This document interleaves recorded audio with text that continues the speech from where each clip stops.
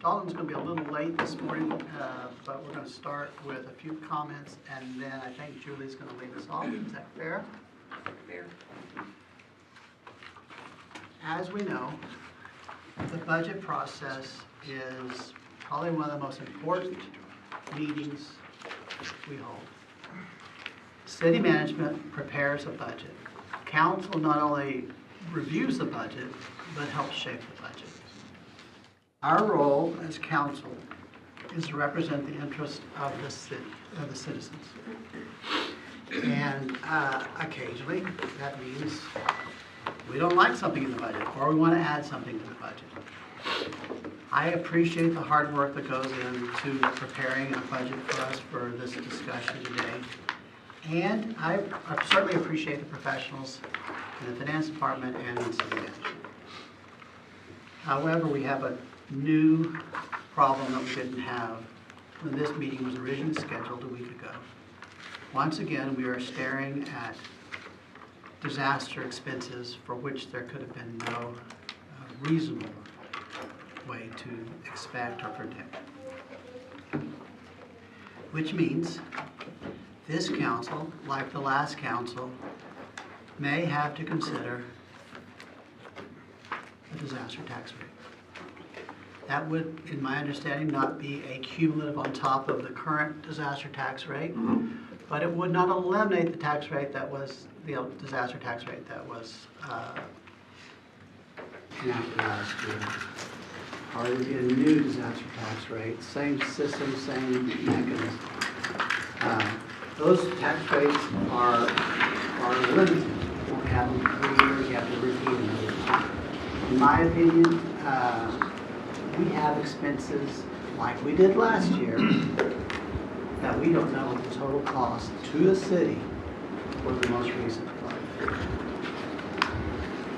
Yesterday I realized that the city of Kerrville had a flood, going to be flooded in July 2024.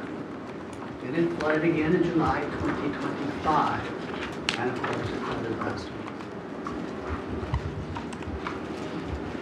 That's a trend that's disturbing. 2024 was not a serious flood, 2025 was a disaster, and 2026 is obviously a disaster.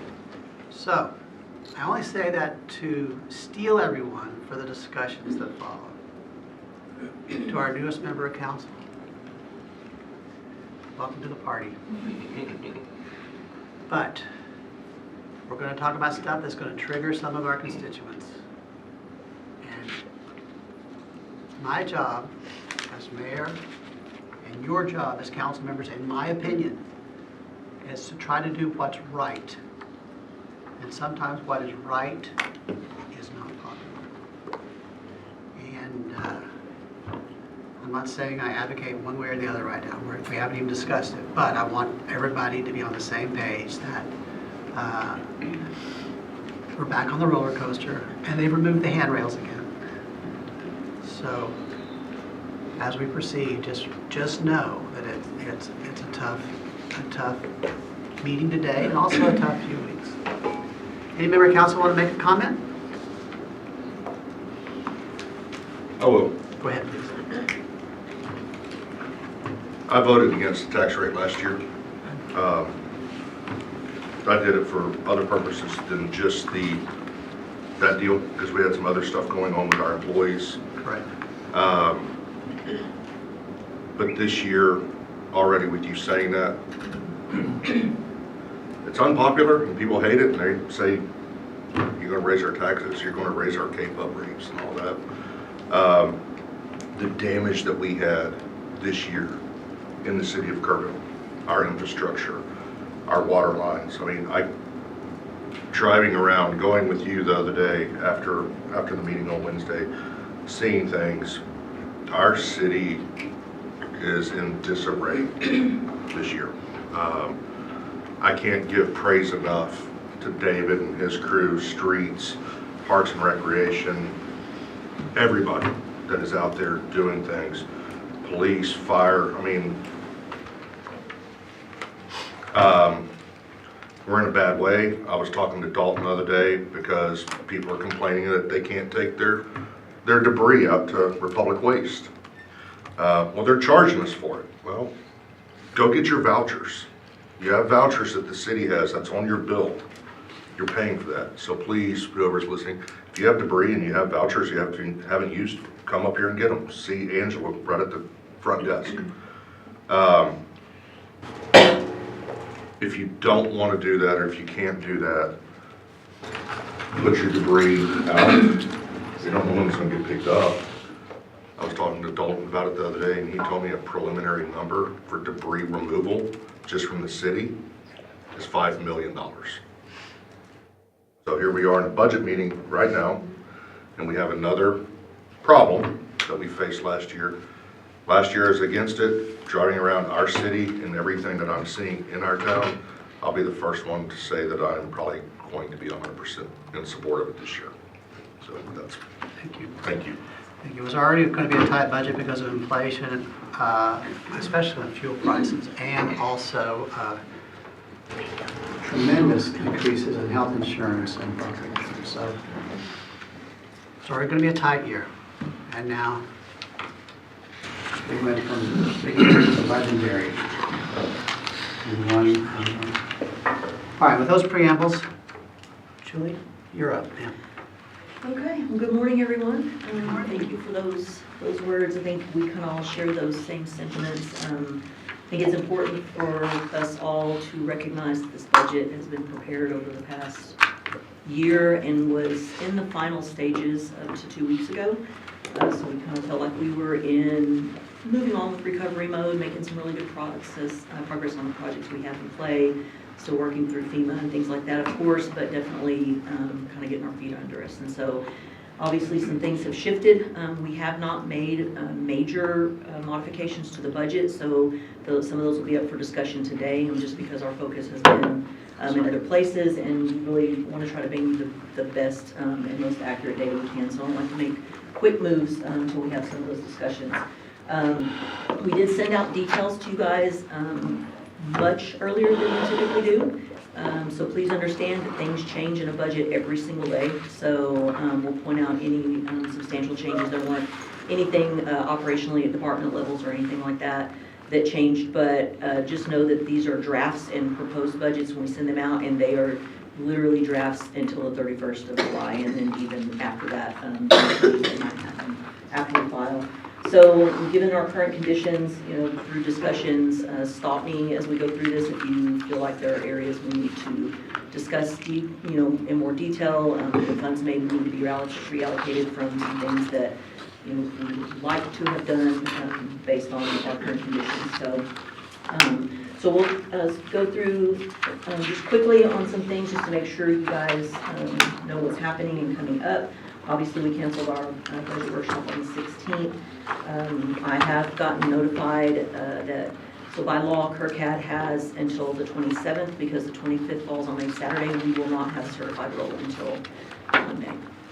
That's going to put us in a real time crunch, so I'm going to ask for some grace that when you see the proposed budget, if you see typos or formatting issues or whatever, just know that we are working on the budget until the minute we have to turn it in. So there's a lot of things that have to happen. I am going to estimate that I will not even be able to talk about a tax rate until Thursday, which means if we can get to those scenarios by Thursday and what Dalton would like to ultimately propose, it's going to be tight coming in to the wire to get this filed. So it will be posted online at some point before the close of July 31st. It might be 11 p.m., I don't know, but it will be done on the 31st. So it will be posted on the website. It will be available to anyone in the city secretary's office, and then also at the library for anybody who wants to review those. July 31st, as you know, is Friday. That's right. Yeah. So the weekend, yeah, our charter does not allow provisions for weekends. State law is a little different, and so KRCAD operates under state law, and so their drop dead deadline is July 25th to provide certified rolls. She does feel like they're going to certify, which is fine, but I think we all need to keep in mind too, we have no idea what loss values are going to be. So we're going to talk about that a little bit deeper as we get into this. So that's kind of where we are. And we'll spend a lot of time on economic trends. I always like to include them, so especially for people who are reviewing this online later. We kind of know where we are. Not much has changed since we met the last time as far as inflation goals and those kind of things, especially we know we're all seeing it in fuel. We saw a little bit of reprieve there for a minute, but we're seeing that tick back up too. So I've got, economic trends related to 5 years, 1 year. You'll notice there's nothing for October of 25 on this graph. That's because government shutdown, so that wasn't reported. And then the other graphs here are related to fuel and what the impact is there. And whenever we do, probably in August, financial report, I'll be able to give you a better idea of how we're kind of seeing the year end on fuel citywide. The next one is just looking at gas. And the reason I think this is interesting is because when you look at your months of the year, it's pretty consistent as far as, gallons used. So our gallons used is not what's driving our expense, it's literally the price of the pump, so. Okay, let's talk about the flood just for a minute. I'll let you know where we are currently. So we're still assessing damages, and I would expect that to go on for several months. I mean, if we haven't learned anything, there's no way we can find everything by doing a drive around the city. Sometimes we don't find something else until we're fixing another problem. And so the major things we know, TDM has been on site since the Friday following the flood and working with us all the way through last weekend. We have one person completely dedicated to flood in finance that we pulled off of everything else to support the guys in the field. She's been going and making site visits and taking photos for insurance and TDM and all other kinds of tracking that we need to do. So we're cross-referencing what we know with our fixed assets to make sure we know how much is each item insured for, and then also important for financials is what is the value of those assets on the books. And so we'll have to make modifications to our balance sheet just like we did last year. So as we add things and repair things, then that will be added, and as things are damaged or destroyed, then that will be removed. And so we'll point those out whenever we wrap up financials for the year. We're working hard on ensuring that all of our cash flows are updated. We need to make sure what our fund balances look like, not just today, but 5 years from now, to make sure as things change, what's our sustainability level and how many dollars can we pull from fund balance should we need to do that. So Trina and I are deep in working on that right now and really looking at across funds, where do we have undesignated pots of money that if we needed to use those for recovery efforts, we could. Currently, there has been no major federal disaster declared, so they did declare an emergency, which will take care of portions of our emergency response, not all of it. But to the mayor's point, or Jeff's point, the debris, of course, is a big one that we're considering, and then we have some major other problems that we're waiting for. So damage assessments as of this past Wednesday were $30 million and growing. Now, those are estimates. Those are not potential costs to rebuild. That's just estimated based on educated guesses of engineers and people that are out there in the field that are smarter than I am about those kind of things. So we're tracking that very closely. We'll keep you updated with those damages as they grow. So notable damages, Arcadia Loop Bridge, you guys probably know most of these, water and wastewater lines, Town Creek, bridges and roadways, 5 lift stations had substantial damage, and then multiple parks. So the repaired cabins, the repaired beach areas, the paving, everything at Hermitage Park is of course destroyed. Louise Hayes kind of goes without saying. More substantial damage to the river trail itself than we had last time. Lots of erosion issues that we're having to deal with. Those are very expensive repairs. And then interior parks that we didn't see that had problems this time. And then several buildings sustained water damage either from just backed up water, or some was more from rain. So still assessing those, as we said, and we'll bring you those. I know Michael is working with Public Works and the Parks guys, and we're trying to get a handle on what we haven't identified yet. So personal property damages, multiple properties damaged throughout the city. As you know, you're driving around, a lot of homeowners that were really had substantial devastating damages to properties. Our emergency management team, development services, they occur together. They're kind of working to track those and figure out exactly what damages we had. Property owners who had at least 15% of their value damaged can apply for that property tax exemption under the disaster code. We have included the QR code for people, and this will be in this presentation on the website.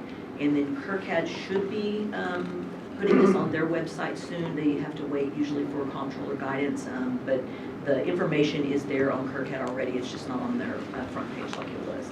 And then again, and Michael may be able to explain this better, but everyone is really encouraged to report damages. So even if they have insurance that's covering these things, it's not necessarily saying, hey, we need help. It's basically trying to help us identify what the total damages incurred by the city were. So yeah, it's the same message that we had at the last city council meeting. That ISTAT QR code that's up there on the walls, it's vitally important that folks put that in, because that contributes directly to FEMA's ability to look at what the total damage is. So I mean, imagine 30% of everyone who is damaged in the state of Texas doesn't decide to put that in. That's 30% that's not shown in FEMA's calculations on declaring federal disasters. A lot of times, last year's was different. Last year's we had severe loss of life, and I think it was not an easy, but it was, they could sign that paper right away. What we're experiencing now is what normally happens. Normally you don't get an immediate disaster declaration. We are all not accustomed to that because last year we had it immediate. And so we are now experiencing what normally happens in other scenarios. So the more people can put that information in, the better off we're all going to be. okay. Any questions so far? Any questions as far as where we are or what our processes are going to be moving forward on tracking and potentially working through the flood response? Questions?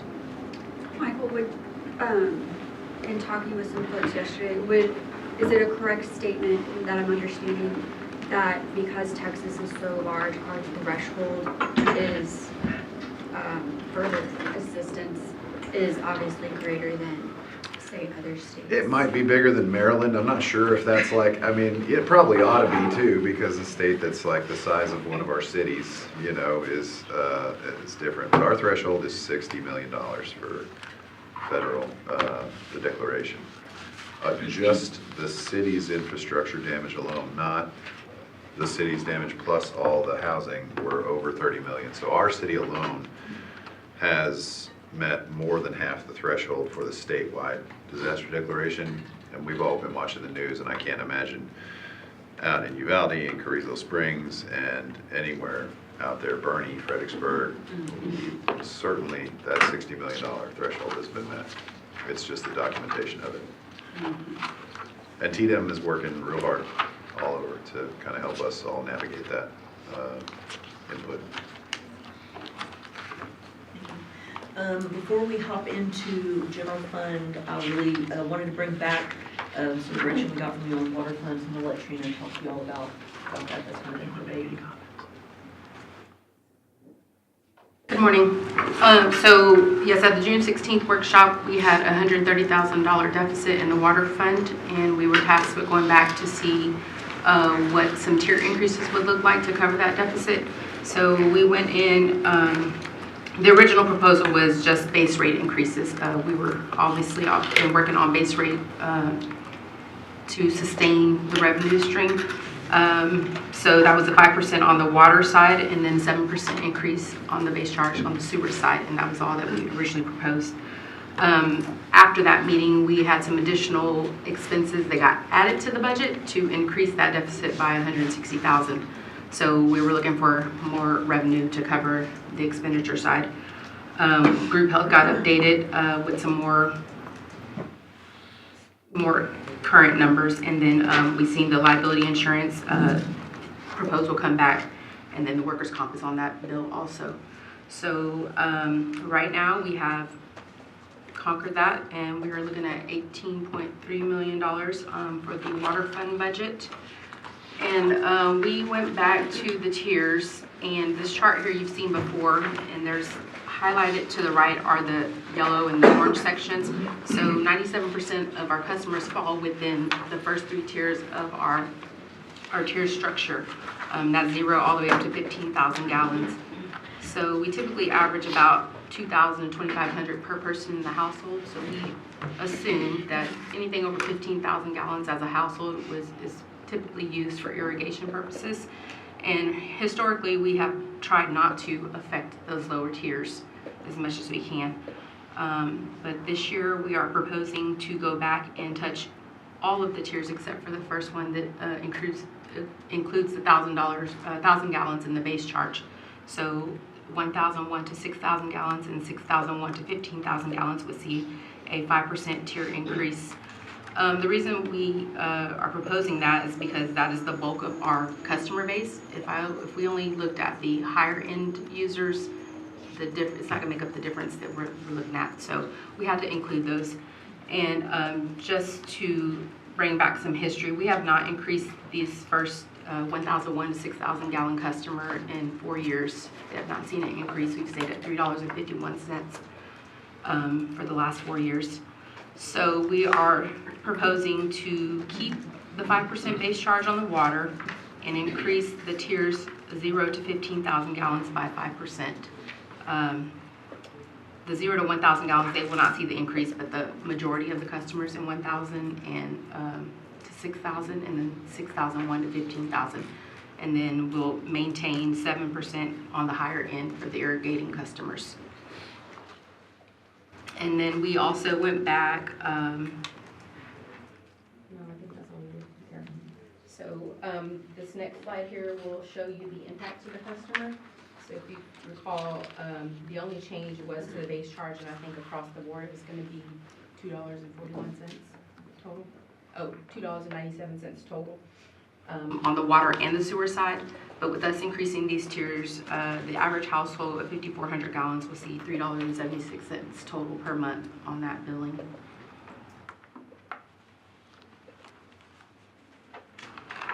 And that is what we came up with for the water update, so that we are now balanced. Thank you.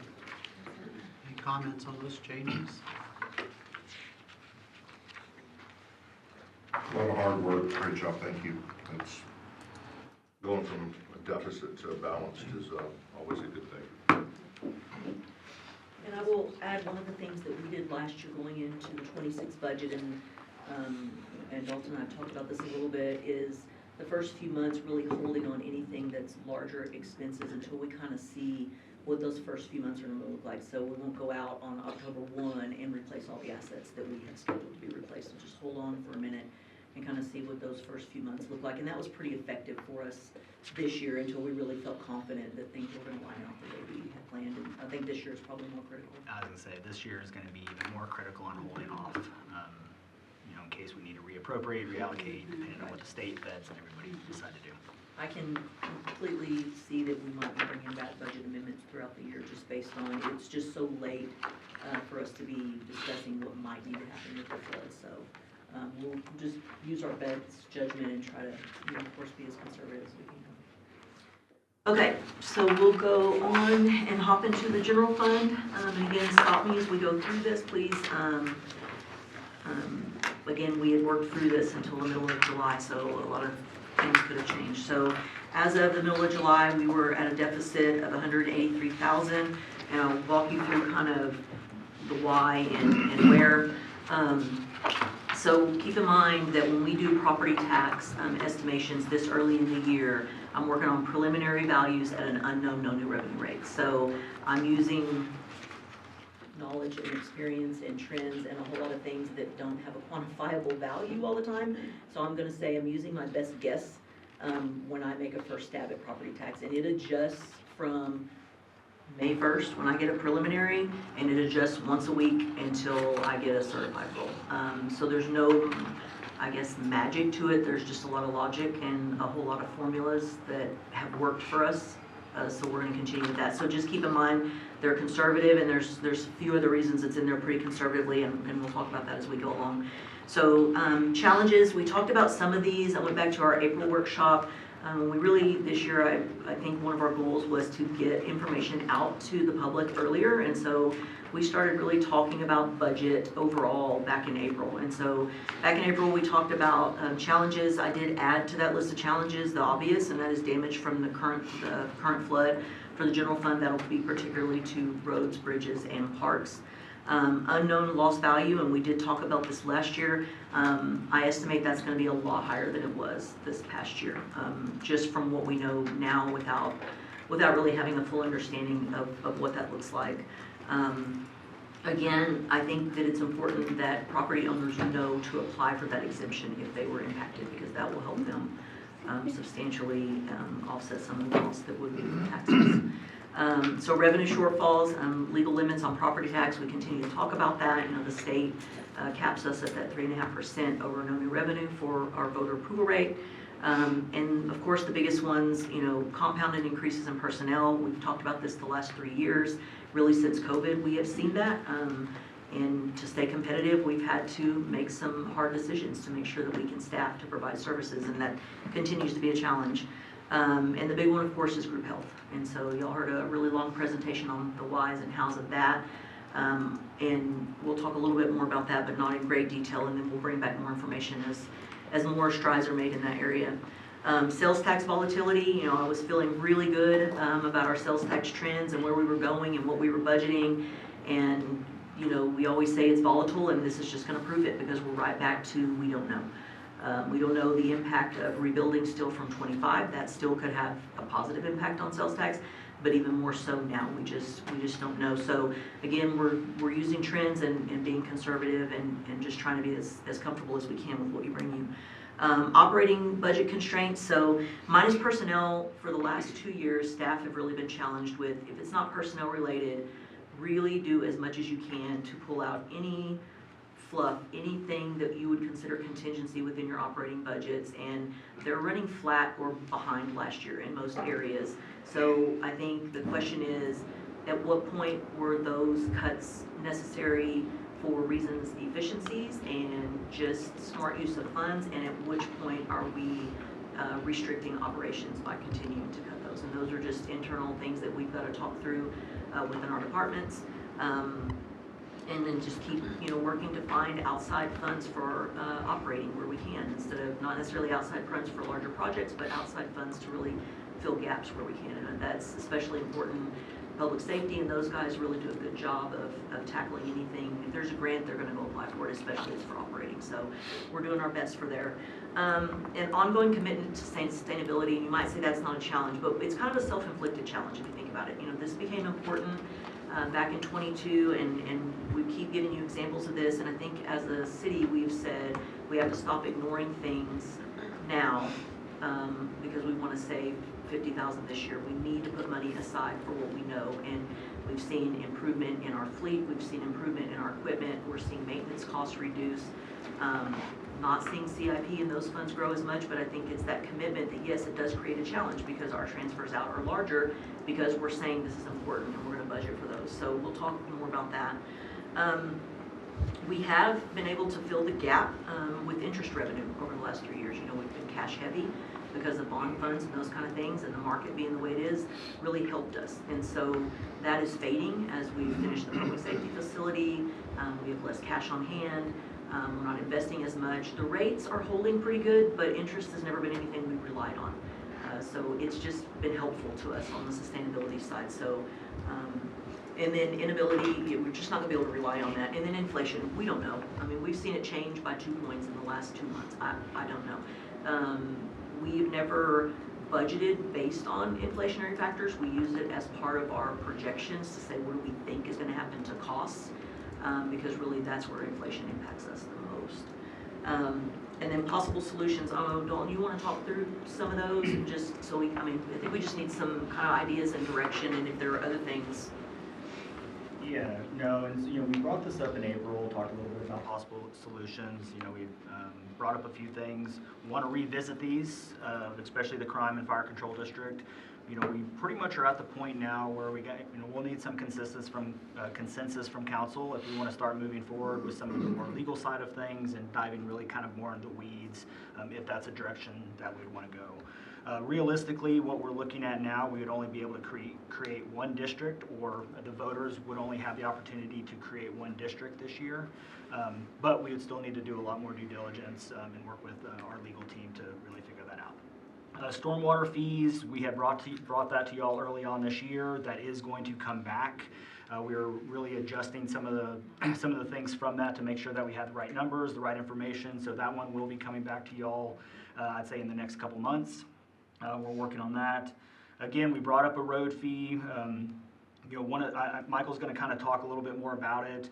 Some of our priorities that we typically have budgeted for, i.e. roads every year, we're kind of, pumping the brakes a little bit on what roads do we have to repair from the disaster? Are we going to get any reimbursement? What does that look like? Michael will talk a little bit more about that later.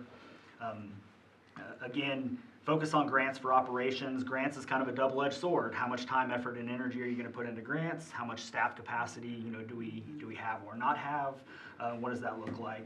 And then, of course, the one that we really don't want to dive into, but it could be a reality, is reduced services in the general fund. What that would look like, could not tell you right now. That's kind of the last thing that we really want to do, especially, now. But it is something that we do have to consider in the future. Is there any questions on those? Any thoughts on the Crime and Fire Control District? I'll ask Dalton, since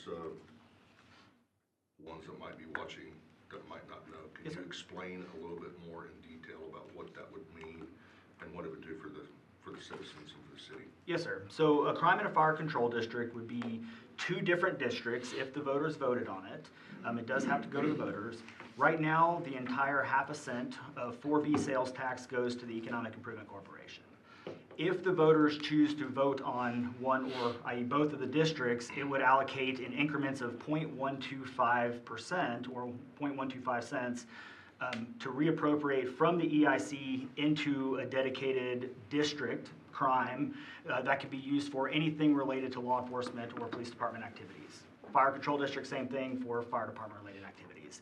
That would, just one district at the 0.125 would put about 1.2 million based off of current sales tax revenue. Now it's not new revenue, it's reappropriated revenue from the Economic Improvement Corporation into a crime control district. So that's kind of where the rub comes in.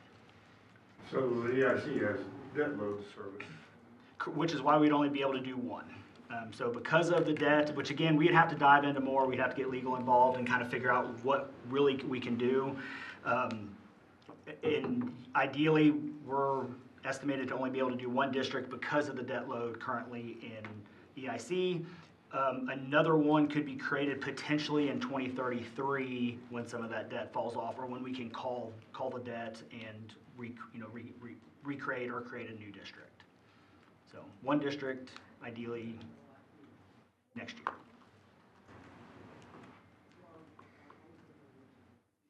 Would this be, when you say next year, this would be on The May ballot. the May ballot? Yes, ma'am. So that wouldn't affect this year's budget? No, sir. So you have to decide right this second. No, sir. Really just us, for the May election, it would be, we pretty much have to be ready to go or have some idea of it by November to call the election in January, February, in preparation for it, and just have all the legwork done, so. So for the voters' sake of understanding, this is just reappropriating, like you said, just a few minutes ago. It's not an additional This tax. is not an It's not a additional new tax. tax. It is not a new tax. It is just reappropriating an existing tax of sales tax, not property That you're already paying anyway. Yes, ma'am, sales tax.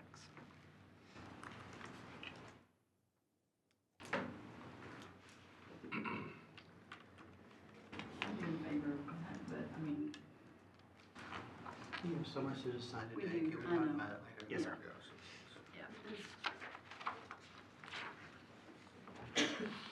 Okay, this next slide kind of speaks to what we were saying about sustainability and the efforts that we've made regarding that. And I feel good about it. We've talked about this in the last couple of years, but this just gives you kind of a look at what we've transferred where. And so you can see the dark blue is CIP, the teal blue there is asset replacement, and the gray is the facility fund. Remember, we just created that last year. So when you see No transfers in areas like facility or CIP. The last couple of years, we took that out of interest. So there was money moved to those areas, but this is specifically from the general fund, so I just didn't want to get that confused. But really, That's confusing already. You're taking it, but not from this place, but come you're on, still yeah, taking it. yeah, come on over. We'll, but yeah, it's just moving money from different pots of money. I wanted to only focus on the general fund because that was our discussion today, and that's where the expense is impacted. So before, we relied on, hopefully we had some surplus in the end of the year to fund some of this, and we've just been very intentional about it, which has given us a little bit of flexibility. So whenever we present the overall budget, you will see fund balances on all of our sustainability funds so that you can see how that is growing and making progress there. So again, this was just kind of a high-level look at where we are and where we've been budget to what we've actually done. So, Yeah, and I want to reiterate with that, the team has done a great job. She kind of glossed over it, but it's important, intentional. We're being deliberate about it. We are building it into the expense before versus relying on something that's going to happen or we hope to happen on the back end, which has obviously made things a lot more challenging. However, it gives us a much better picture of, what we're looking at for the future. So this is only part of what we really Correct. expect that we will need, so we're not fully funding our. We are not fully funding the sustainability. We talked about that last year, talked about that this year. Yes, we are not fully supporting the sustainability at this time, and until we have new revenues, it's unlikely that that's going to be, or a major reduction of services in order to do that. So new revenues is going to be, or raise property taxes. okay. The next slide is just looking at a forecast, and again, this is a living document. We work in this very, very frequently because this changes on a regular. We do publish the past years and then up through the proposed budget and then a forecast. So everything from the forecast model out over the next 10 years, we modify pretty regularly as we're updating cash flow and those kind of things. So basically what this is looking at is what has happened in each one of these over the last few years, and then also where our proposed budget is right now. So there's that $183,000 deficit. Again, we have some things, we'll balance it. We're just not quite there yet. It's a challenge to forecast property tax, obviously, just because we've got to take into consideration that it is going to be in future years.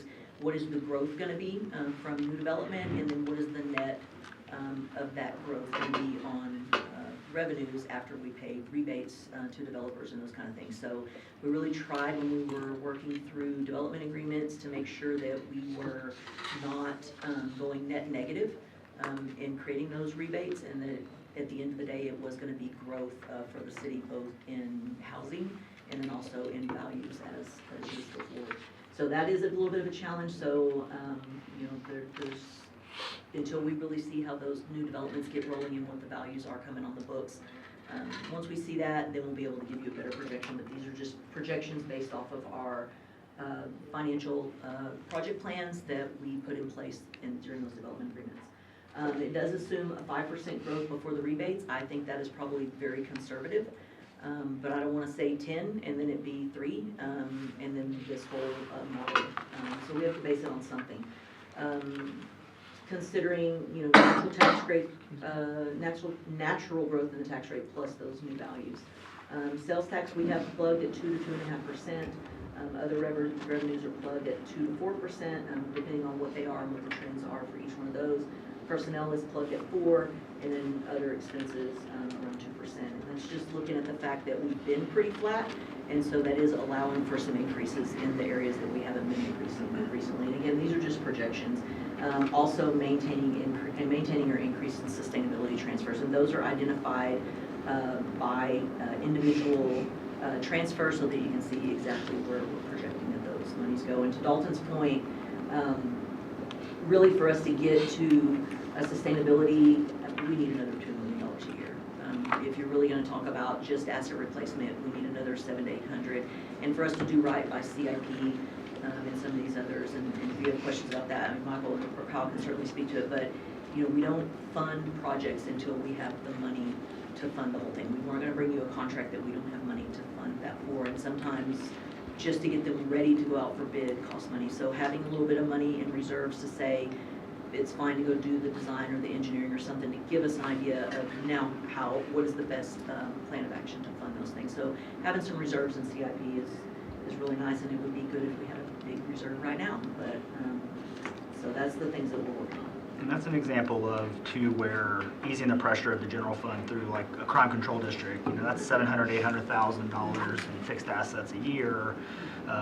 You can use it for facility maintenance or some other things, and so you can do that long-term.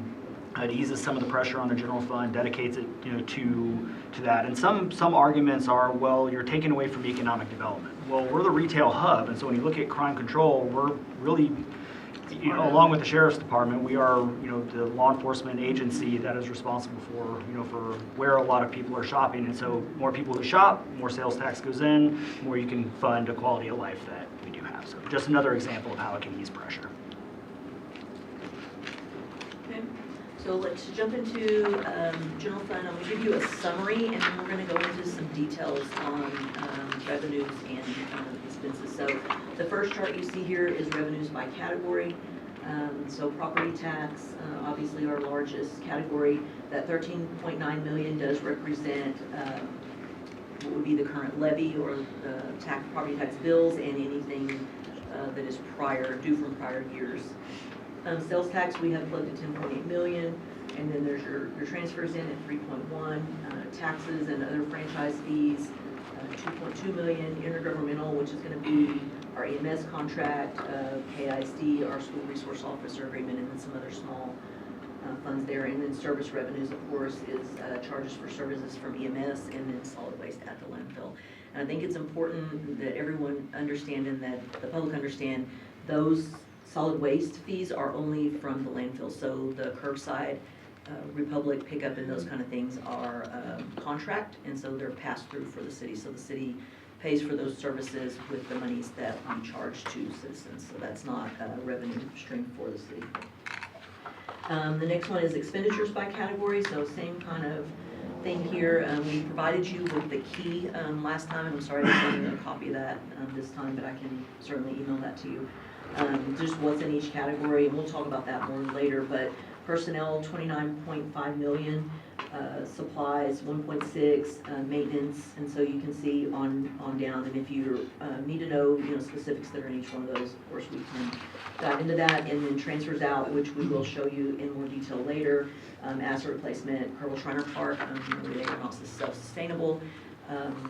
The golf course has been designed to be self-sustainable. It's going to be pretty close this year. In the last couple of years, even when it was in the general fund, it was pretty close. So making progress there. And then, of course, CIP and development services are in those transfers. Okay, let's get into revenues a little bit deeper. So this first chart here shows you actual revenues year over year. I did give you the breakout from current property tax. That's what we would actually bill out. And then what is still due from prior years or penalties and interest. This is how they actually hit our ledger. So I think it's an easier distinction when we're doing deciding what to budget and those kind of things when we have to use historical data.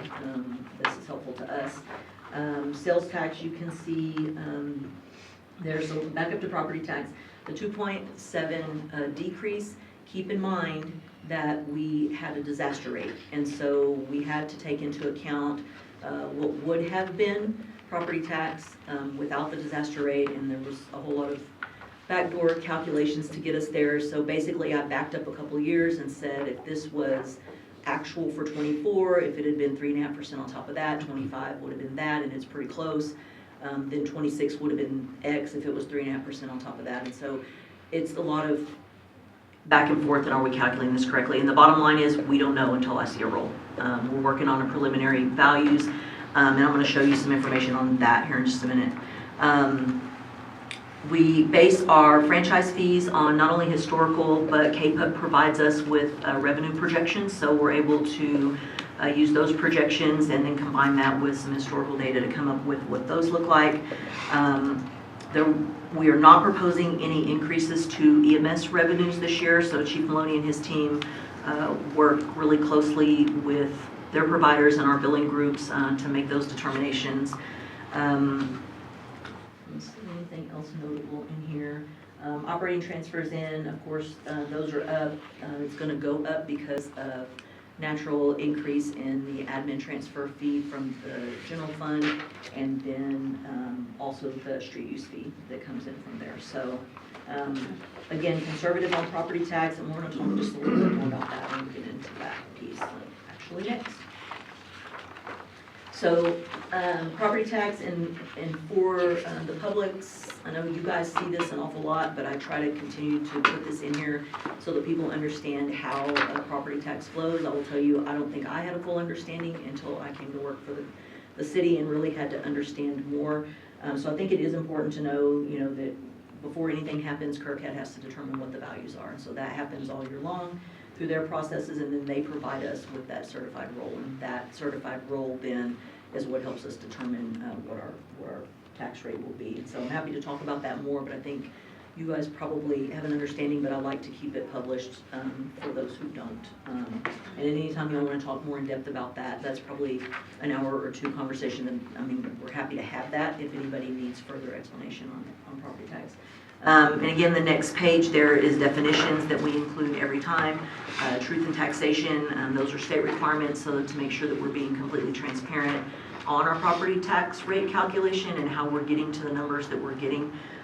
That's something that the county tax assessor completes with our help, so we work through quite a few things, but it's a form that the state puts out that's like only 19 or 20 fun pages. As you know, last year we did 2 of those forms.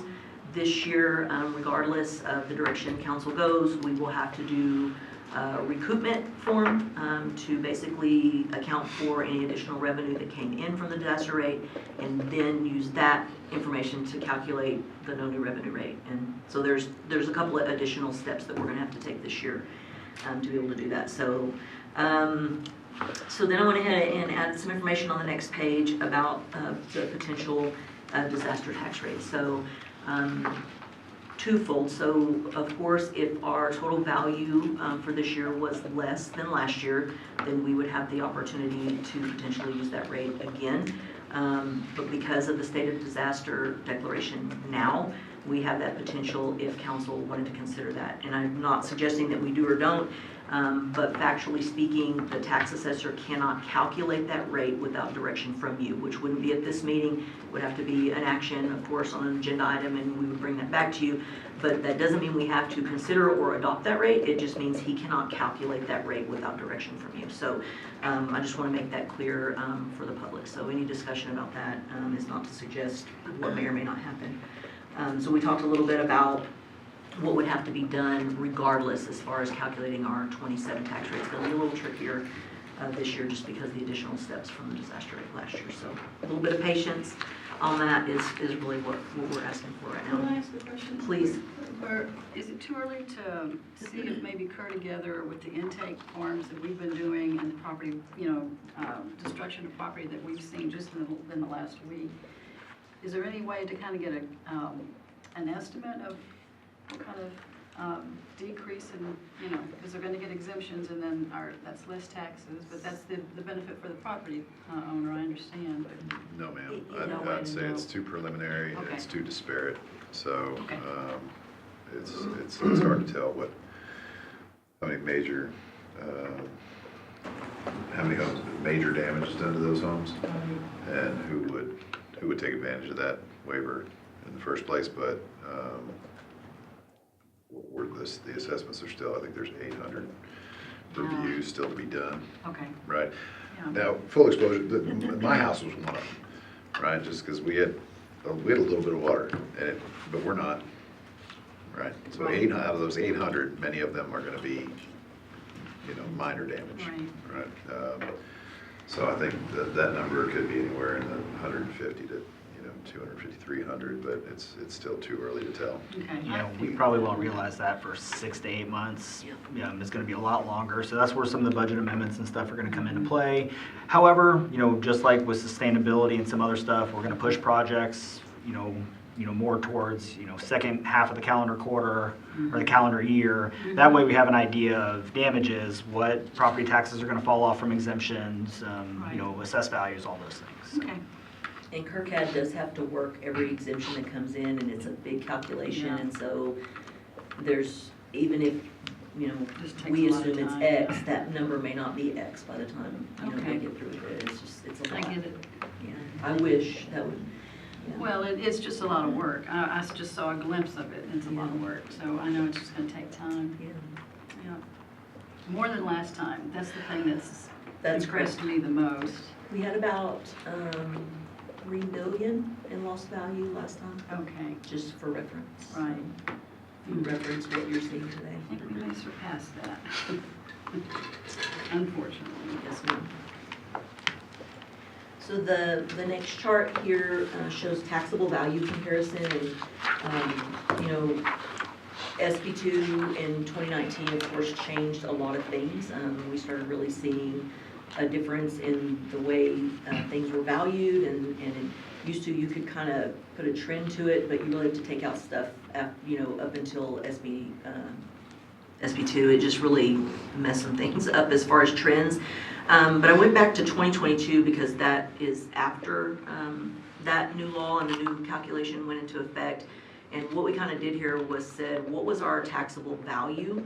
And then also what was the percent change each year? And so you can see a little consistency, 23, 24, and then, you know, back down to, you know, 5% increase in 25, and then 26 had an uptick. So things that drive those, so rapid appreciation, we know what the real estate market has done in the past, you know, 5 years or so. So increase in sales prices of real estate, increase in values, all of those things. But apartments also are based on an income approach, so they're not valued solely on the value of the property itself. And so, you know, a lot of those apartments saw 30 to 50% value increases, and a lot of that is encompassed in that 24-25 year. And then also new value added to the roll. So when you look at our heavy new value years, 24 and 26, you can see that some of that uptick is from there. So it's not all from just increased dollars. So we did kind of some deep diving into what's, you know, driving those changes, and is there consistency. So this year, you know, our new value was substantially less, well, 20 million less than last year. And right now we are sitting about 1.8% higher in taxable value than we were last year. Now that is not certified. That's just preliminary numbers as of Monday, something like that. So again, we won't know that until next Monday, what those actually look like, but we have been getting weekly reports just to track that. Then kind of follow suit, you can see that the next chart with new value kind of goes along somewhat with the chart above it as far as what the percent change was. So we have high new value years, of course you're going to see higher value on the taxable side. So again, last year we did this, and so Jacob actually dove into this for us this year again to see of the 52.8 million, you know, where's that money coming from? Where are our contributors of new value? And so you can see Comanche Trace. Last year I think Ridgeland was higher because there was a lot of new development over there. So you can just see over to the side kind of the major contributors to this new tax added to the roll, or new rate, new value. I did use the 2025 tax rate, the M&O of 4189 when I calculated what the new revenue was, just because I'm kind of want to take the disaster M&O off the table. I don't think that's a fair comparison because that money is restricted anyway, so it's not really impacting the general fund. But I just wanted to give you an idea of what the new value or the revenue from new value was for this.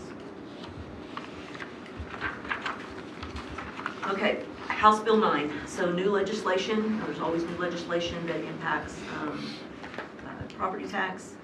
This one's a little bit interesting because basically it increased business personal property exemptions from $2,500 to $125,000. So for businesses who have inventory or equipment or those kind of things that they're paying property taxes on.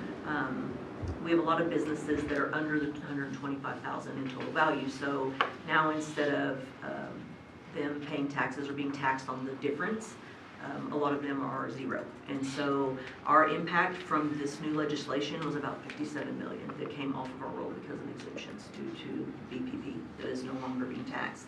So again, using the 25 tax rate, you can see that's about 240,000, which is almost equal to our new value revenue.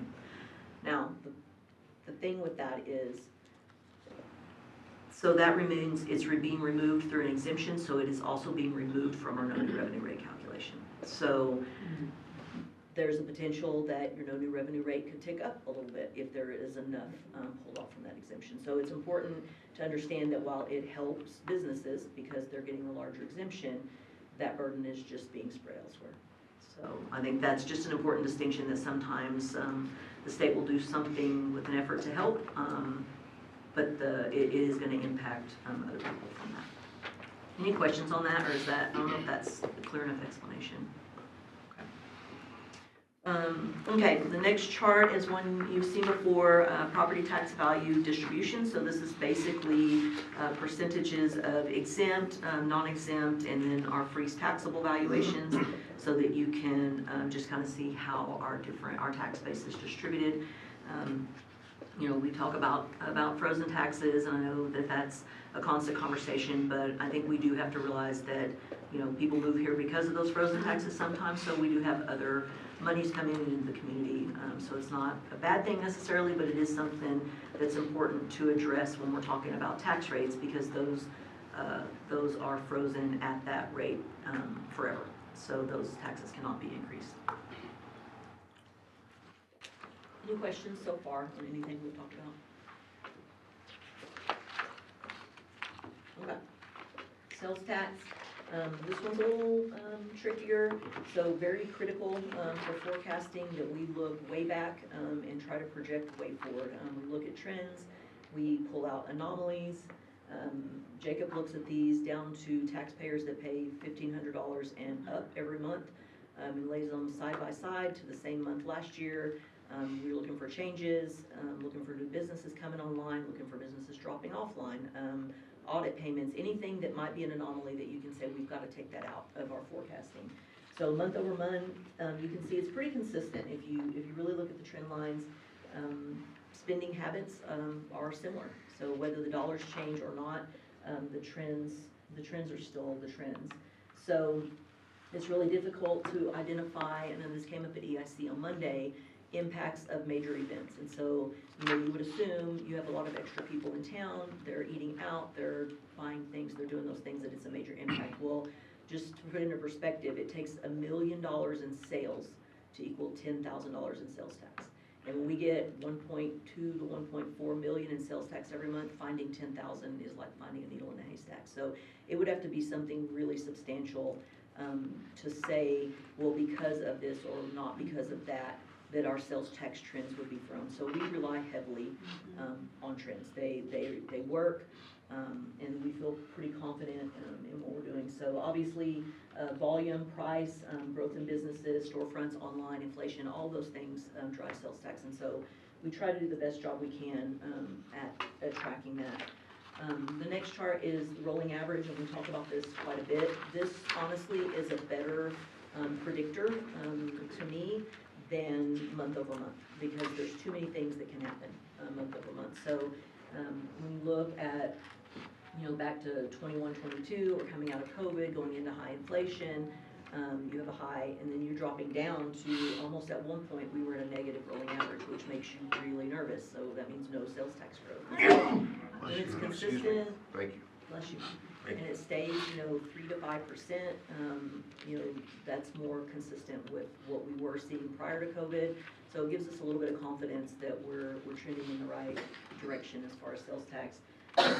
So we're expecting 26 to end about 3% over 25, and probably 300,000 over budget. So unless this past week, you know, really took the legs out from under everything, and it may, so that, you know, again, this was a few weeks ago.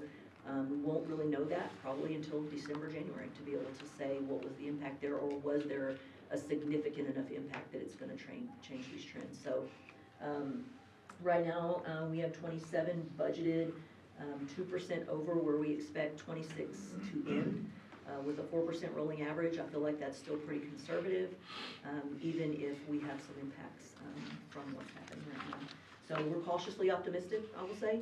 This is about 27% of the general fund revenue, so when we say please shop local, every dollar that we spend locally helps offset the pressure from property tax. And so if our goal is to continue driving retail, it really helps us in other areas.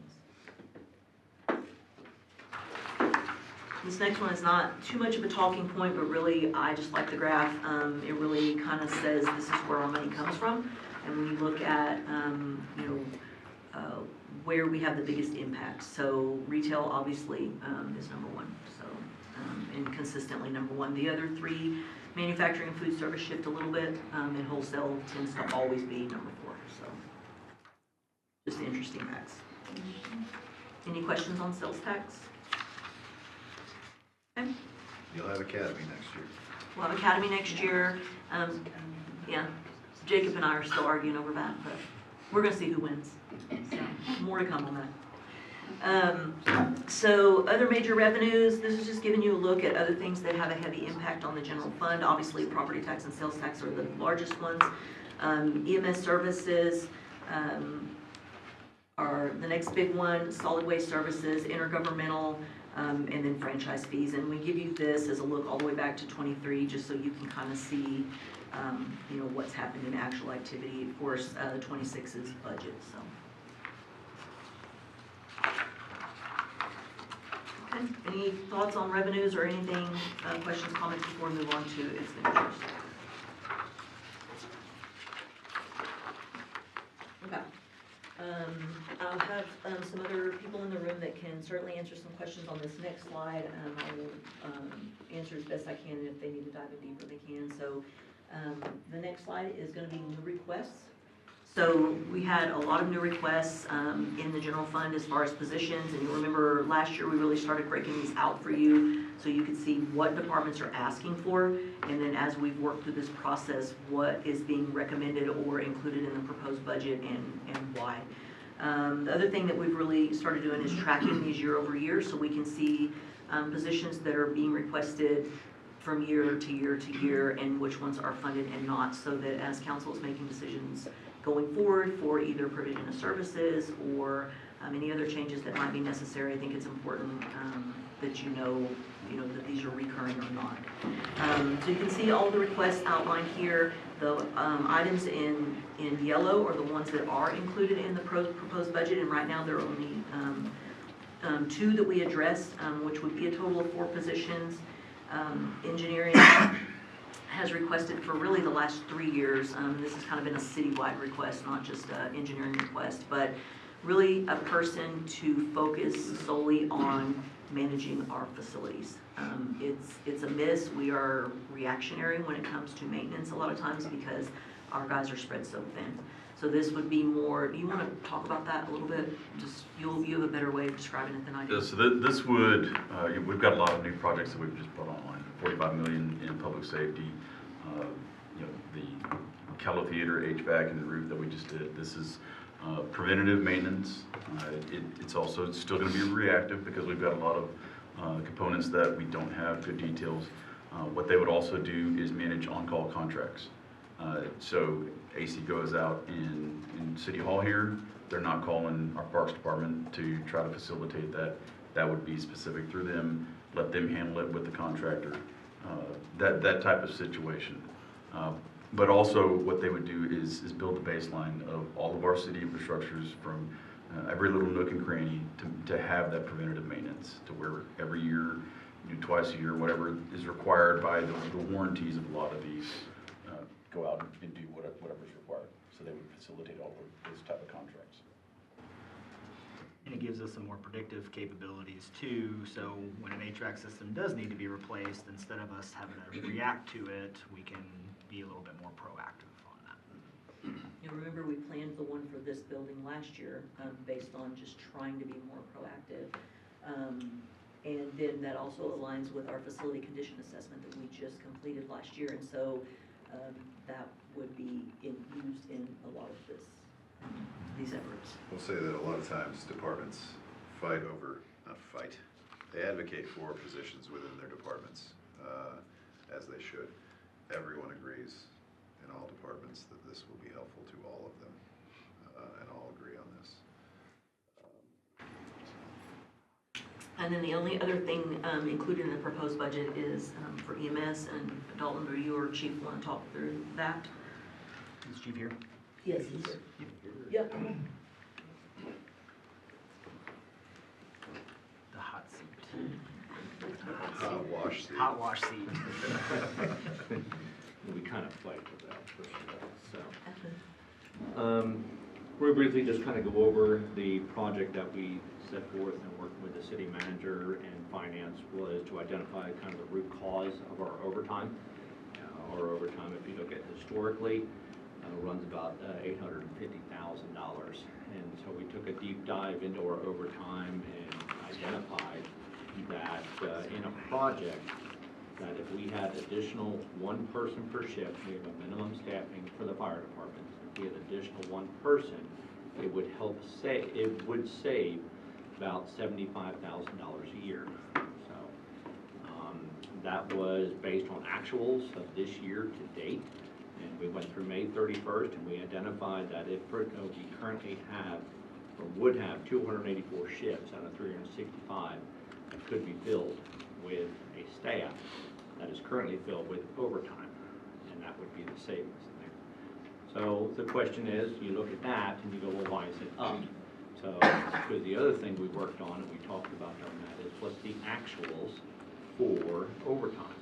And so we could reduce the overtime, but we had to reduce it from the actuals. More than the current proposed in there for this year is $616,000, and we are going to be over that.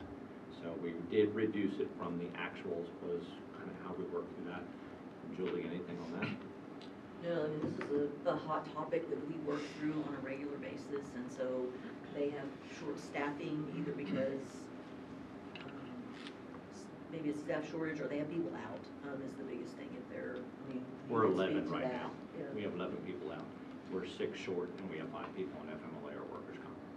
So, and we still have to maintain the minimum staffing for service delivery levels. So that's the challenge with that. And so the other good thing about doing this project and really going through this is that we also identified that there's an opportunity to hire part-time personnel for EMS that would also help reduce the overtime. And that is close to being advertised probably next week. We've worked through the details with the city manager, with HR and finance. And so that would also, as opposed to hiring somebody on overtime rate, so we'll hire them on a straight time hourly rate. Not uncommon, we've had it before in the department. We did a long time ago. There was some liability challenges with that, but with the staff we have in place and the programs we have in place, I feel pretty confident moving forward with that. So we'll be advertising starting next week with a potential hire of up to 10 people. It might take a year, but up to 10 people to actually provide help supporting. So that'll also help support the overtime.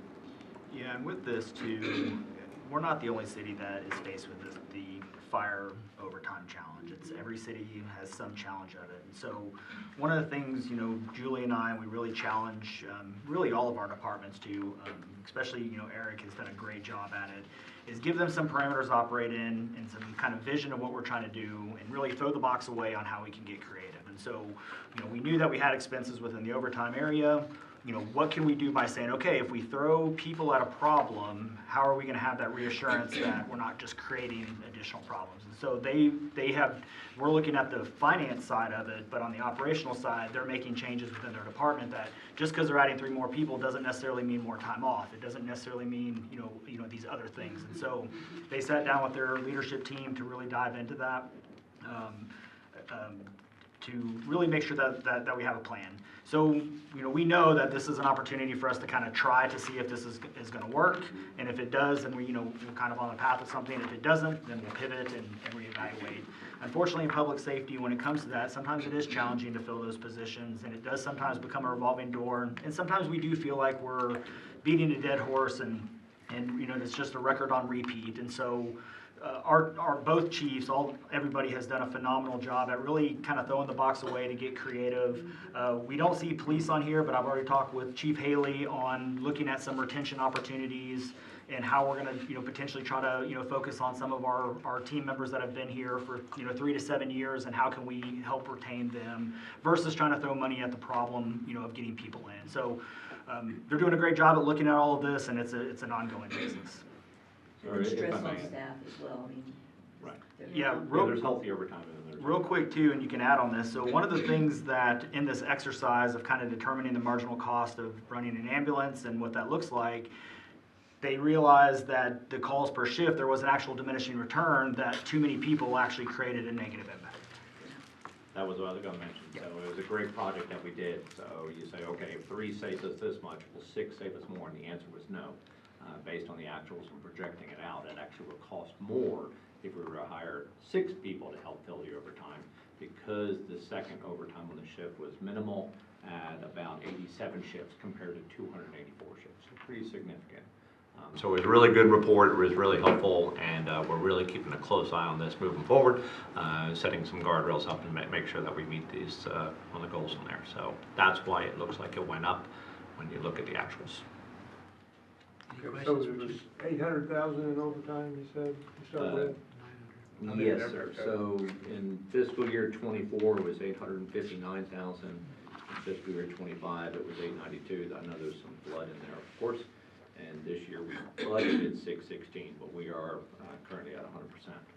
So 615 this year. is what we budgeted, sir. Oh, So this is that's not the 27. actuals. Yeah, we're gonna hit. I think actually we're at We're at 804 right now. we're gonna hit. We're gonna Yes, hit, sir.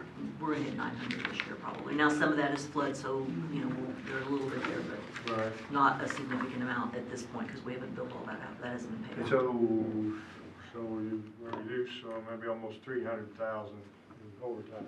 Trying to get back to a budgetary level instead of being over budget every single year is what we're trying to do. All right. Yes, sir. And those 3, how much do those guys get paid apiece? So the total in the budget per the request, we're at 284,646 for 3 of them. Each of them at 94,882, and All in. that's all included. And Benefits. so that's about what we're reducing our overtime. Yes, sir. So it's kind of a wash. So, Yes, correct. So we will save money at the end of the year because we will have the staffing, so you will definitely reduce the actuals by $75,000 up to more. But you won't see it until the actuals are there, because you'll have the staffing. It is a wash, and the goal is really to try to maintain the budget. We've pretty much blown the budget out of the water, you know, us and every other city. So we're trying to come up with some creative solutions on how do we actually budget what we want to budget and stick within that budget. That's kind of the goal. Retain staff. Yeah. Yes, exactly. Other questions? Mayor? So you have difficulty finding the personnel then for? Not necessarily. Our challenge is finding paramedics. We currently have a hiring process. They're interviewing today. We had 61 applicants, 31 showed up, and they're interviewing 29, I believe, is what they're working. For EMS? For firefighter fire. and EMS, for both. both. Yes. So you got it. We have You got a people- lot of applicants. The paramedics challenge, we have 2 in the application process. So 5 applied, 3 didn't show. That's a challenge across the board. So Yeah, and we're working through and it. that's the other thing, too, you know, last year, I think it was last year, if I recall, or for y'all, they kind of created, their challenge last year was to get creative and kind of create an EMS path. You know, we created the EMS lieutenant, which then kind of offered up, you know, EMT basics, and they were able to really focus on trying to pull in the private sector paramedics more so and get them on kind of par with what our core service, you know, is and was. And that has proven very successful. It's working. It's allowing them to be a lot more flexible on it and hire the folks that they need. Before, we were hitting a lot of overtime because we were sending firefighters to paramedic school who may not have wanted to go to paramedic school, and so for every one that we were getting, 2 were failing out. And it just started creating this big gap in, and so they shifted focus onto a more paramedic, EMS path-driven service. And that's been successful. Yeah. Really has. Any other questions? All right, thank you, sir. Yes, sir. Okay. The next slide is expenditures by category. Again, you can see actuals year over year is important in these coming slides for expenditure comparisons that golf and KSP are removed. If I left those in there, the sway would be really big. So in the forecast, they're in, so we can tie everything out to the ACFR in this. But for this, I removed them just so you can see true changes. So you can see 23, 24, 25 actuals, 26 budget, and 27's budget. Keep in mind, personnel does include group insurance, which is one of the largest. And we'll talk about a little bit more in personnel in a minute. So you can see a 4.4% increase if you were to use the normal rate. And so there's a little bit of, we have that additional transfer out that is from the disaster rate. So I removed that just so you could see true. So if you look at current budget, including the disaster rate, it's a 2.9% increase. If you remove that, then it's 4.4. So if this was a normal year, it would be 4.4. The next slide is expenditures by category, just graphically. I'm visual, so it helps me to be able to see things move. So you can see, obviously, the largest changes have been in personnel. Salaries, overtime, benefits, training, group insurance is in that benefits line. And then there's a little description on each of the supplies, maintenance, services, dues and subscriptions, and then assets. So in other, also no contingency is in that category. And so it's the biggest one actually in there, and it just stays in there throughout the year, and then we move that around as we have, unplanned for expenses and those kind of things. And that's one of the areas we've really asked departments to allow us to budget contingency. And we've done, and if you ask them, it's probably not their most favorite thing to do, to meet with finance and say, well, why do you need this? You haven't spent it. And so we really do a very deep dive into every line item with every department. And so just trying to flush all that out and make sure we put the emergency money in one pot. And that has, proved out to be able to save some stuff and kind of stabilize some line items. So the next category is by function. Yeah, the next one is by function. So this is something that we do both for the budget book, and you also see it in the ACFR, is really what is the city spending money on. The other nice thing about this is it lines up with Kerbal 2050. And so as you look at priorities outlined in the comprehensive plan compared to the percentage that is being allocated to the budget, it aligns very well actually. So public safety, of course, top priority, and then you can see out to the right the percent that is of the total general fund. And then going down to culture and recreation, 8.7%. It's important to know too that our facility maintenance and janitorial and grounds maintenance is in there for the whole city. So that is the largest portion since that division is within parks. Public Works at 12.8, and then general government, that's going to include your transfers and those kind of things, are 25.1. The next one is something we haven't shown really at this level before. The reason we wanted to show this is because we did send you more detail on each department, so we just pulled it all together and said, let's not show the detail for every department, but let's just show you a summarized total, and that way you can kind of see percentage-wise how monies are being allocated. You can see the change in each department year over year. There are explanations for changes to each of these departments that I'm happy to talk through as you look at the change compared to 26's budget. Happy to talk through anything. We did have some heavy retirements recently in PD. They have restructured some things which did impact the budget in a good way. So the restructuring is going to be very helpful to their department, and a lot of work went into that, and it is going to have a savings to the general fund based on that. So I don't know if that's something you want to go into further, or if anyone has any questions on any of these changes per department, I'm happy to talk about that. Well, the previous page had listing of, I guess, a desire or a wish list to hire 2 more police officers, is that right? That was. Well, it's actually 3 pages of that. Yes, ma'am, on the new So- request. I guess what I'm thinking is I guess my question is the retirements were going to happen inevitably, but does that impact our ability to have 100% reliability on the police department itself, I suppose, is the question.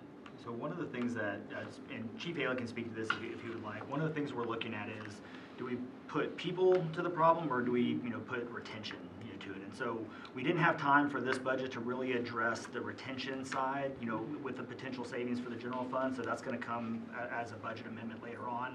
And then we'll work with Chief Haley on, is it a personnel thing, or is it a retention pay thing? Because if we could potentially pay our folks, more, especially the ones that have been here for, 3 to 7 years or something, we want to explore all those opportunities and then go from there. So we're working close with Chief Haley and his team. Chief Haley, do you want to speak to any of that? Not really, other than to say that's pretty accurate. We are in a constant state right now of kind of training and getting people ready and then putting them into service. By the time they get hired, go through an academy, get through an FTO program, we're really a year out anyway. And so a desire to have more retention is always going to be preferred rather than just adding more bodies, which make it a more complex problem. How do we get them trained and hired on? And so in our discussions, if we were to look at it, no chief of police will ever tell you they don't need more bodies. I will not be the first. But if we were looking at a problem, the city manager and I really came to the conclusion that we're best served to try and hit that core group of people and get them a little more retention by somewhat changing our culture, and we've done that through a lot of the work that we've done, and then also by trying to bring our salary rate up a little higher. Thank you. Chief, before you go, sorry. This just popped in my head while you're talking, and I know it works. I know the sheriff's office has it, and I definitely understand you are not the sheriff's office, and thank you. But how about reserves? Is there a way to do a reserve component? Like some of your retirees, if they want to maintain their T-Cole license, could they do a reserve? Could you do a reserve deal? I don't know. I'm just. So we have been approached by at least one to look into that possibility. It's not something we've done before. It's not something I've talked to my boss yet about. So I don't have enough details now to say whether that would be a viable option or not. For the most part, by the time some of our people retire, it really is time for them to move into a different career field potentially. Rather than going and hitting the street and doing the work that we need to do. I do have some concerns about reserve programs. There have been a couple of cities that have kind of moved heavily towards that, and some of their people use that licensure to go engage in other employment in a lot of areas throughout the state. I'm not sure that's the kind of program I would be interested in whatsoever. It just popped in my head, but it was a thought. So thank you. Thank you, sir. Any other departmental questions that you would like to speak to? We have directors here, or most of them can answer from here. I have a question on the city attorney one. Just because we are paying outside counsel, can you speak to how much we anticipate or pay for outside, whether you Happy to. So we have, since the absence of an assistant city attorney, been paying outside counsel basically for prosecution services at municipal court. A little bit of work to help with PIRs. And so beginning in April, we started using outside services. We are at about $30,000 to date. So April, May, and June, we paid one payment in July, we'll expect another one. I've done some projections on this, and I figure if we continue to utilize outside services for municipal court, it's gonna be in the $100,000 range per year. And so, right now, we have the vacant assistant city attorney position budgeted. Total cost, benefits, and everything is about 121 or 22,000. I'd have to look specifically with benefits and everything. The reduction you see in the overall city attorney budget is just due to change in personnel. Mike had been here 25 years plus, and so then those promotions naturally are at a lower pay rate, and then bringing someone in new to an assistant city attorney position would be, of course, at a lower pay rate than someone who's been here for a little while. So that's why you see the reduction in personnel in that line, and actually reduction overall. So really, that's, I guess, city manager discretion over how that goes, but we'll spend it one way or the other. We'll spend it on a position or spend it on The a council really needs to review legal budget and what we want to do with the legal budget. We don't really, we're not outsourcing enough legal work to pay for a full-time federal. It's gonna be a wash, from what I can tell, because we're gonna spend it either on, we're gonna spend it on outside prosecution, or we're gonna spend it on internal persons. So Well, it's, you just said it was 120, but it was 100 you projected out. Well, you got all the expenses and the health insurance. And that's inclusive. Yeah, but so we can hire an attorney for, anyway, this is a council thing we haven't really been doing, but we're responsible for that department and that department's budget. And so, or at least that's the way I see it. Who else is? Yeah, I would say regardless, and William can speak to this way more than I can, he definitely needs help, and whether that's, readjusting, where that contract stuff is going, which he can speak to, I can't. But I am in support, especially with the savings, that we are gonna get overall, just, from salary savings, just from tenure and time. There is some capacity in there that can be used to either bring on a full-time person or do something, but it'll definitely help to have a decision. Seems like for the amount of hours, if we could, possibility exists that we could have some kind of legal assistant or something that could relieve enough time. And so I don't think we've really considered those options. We've talked about it some time, but we really haven't really considered those options. I don't think so. I think we need to spend more time as a council on that department's budget. I think William's doing an excellent job. I have no complaints about that. It's a budget thing. So, well, just kind of segue into that since I got the floor, if I may. So, we have a 3.5% cap that is effective to us with 70% or less of our, because there's of the taxable properties, it's probably less than that. So we really have something like a 2.5% or so cap on our property tax increases. We're already underfunded. We're running deficits we're not showing because we're not being sustainable. We need $2 million and we got 800,000 or something booked. And so how long are we going to go this way and kind of sweep that little problem under the rug? And it's a pretty darn big problem. And so we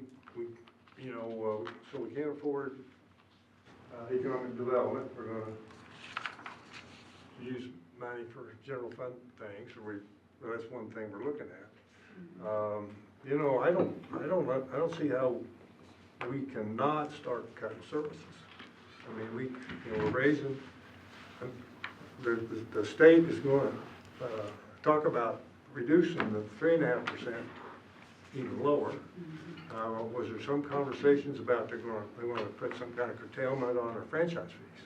Was that not also? Potentially, the state's always looking at going after, something or something. Well, I'm just saying, there's nothing out there says we're going to get relief. Yeah, no, and everything is saying we're going to be choked more and more, and we can't just go along pretending that's not going to happen. Yeah, no, and I think really for us now, the service reduction, while I do think it is a conversation, for some time, I don't think we're there yet. I think, we've identified some problems.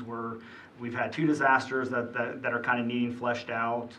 Legal department does need some help. My recommendation, to council would be ultimately give some discretion to myself and William as far as an assistant city and attorney, give some time, buy some time. If he feels that it needs to change, then, let us just roll that into a legal assistant position, as some of these operations and stuff flesh out. That way we can get the help we need. Because when it comes time to reducing services, if we get to that point, that's going to be a huge deal, and it's going to impact every single department within the general fund.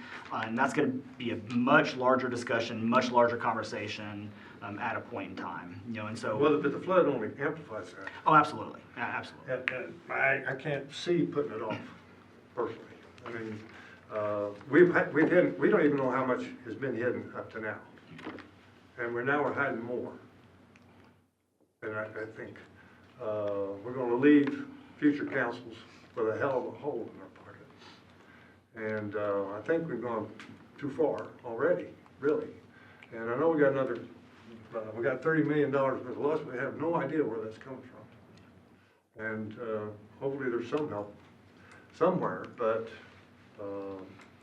anyway, I think we're at the end of the road of closing our eyes to this problem.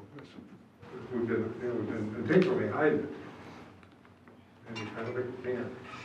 Yeah, no, I don't think intentionally hiding it is the right way No, I wouldn't say to say it. that. Yes, it has, when we started, intentionally putting, sustainability back in there, yes, it made a problem, come out that was there, but no, definitely not intentional by any stretch of the imagination. But yes, something that we do have to address, and I think, our team and council is addressing it. Yeah, I think this is a policy decision on the direction that y'all want to go. As far as this budget year and what y'all want to do.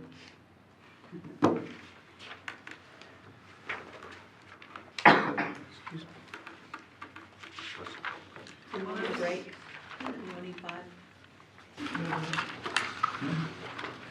You want a 5-minute break? Bathroom break, is that what you're asking? Yes, sir. Fine with me.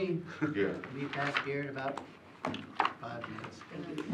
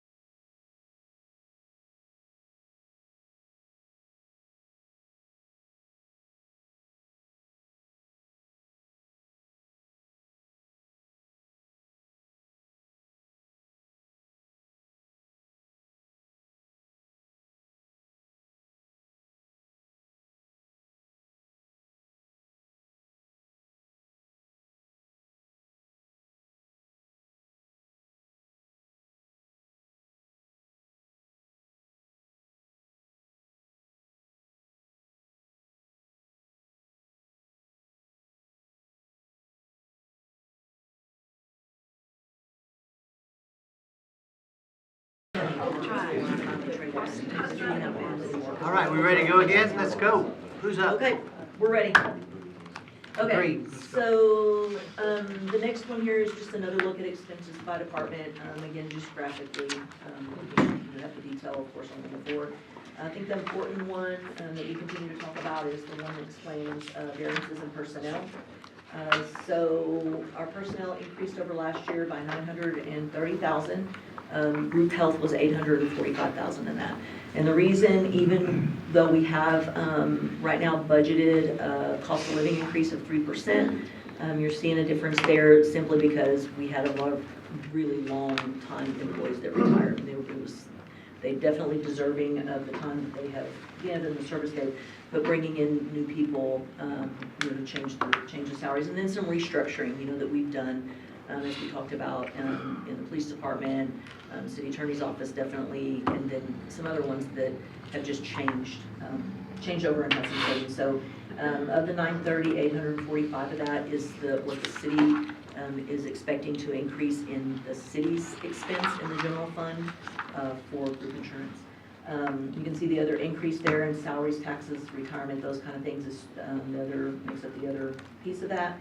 And then just the explanation of what we just discussed. Restructuring the police department is about $200,000 savings.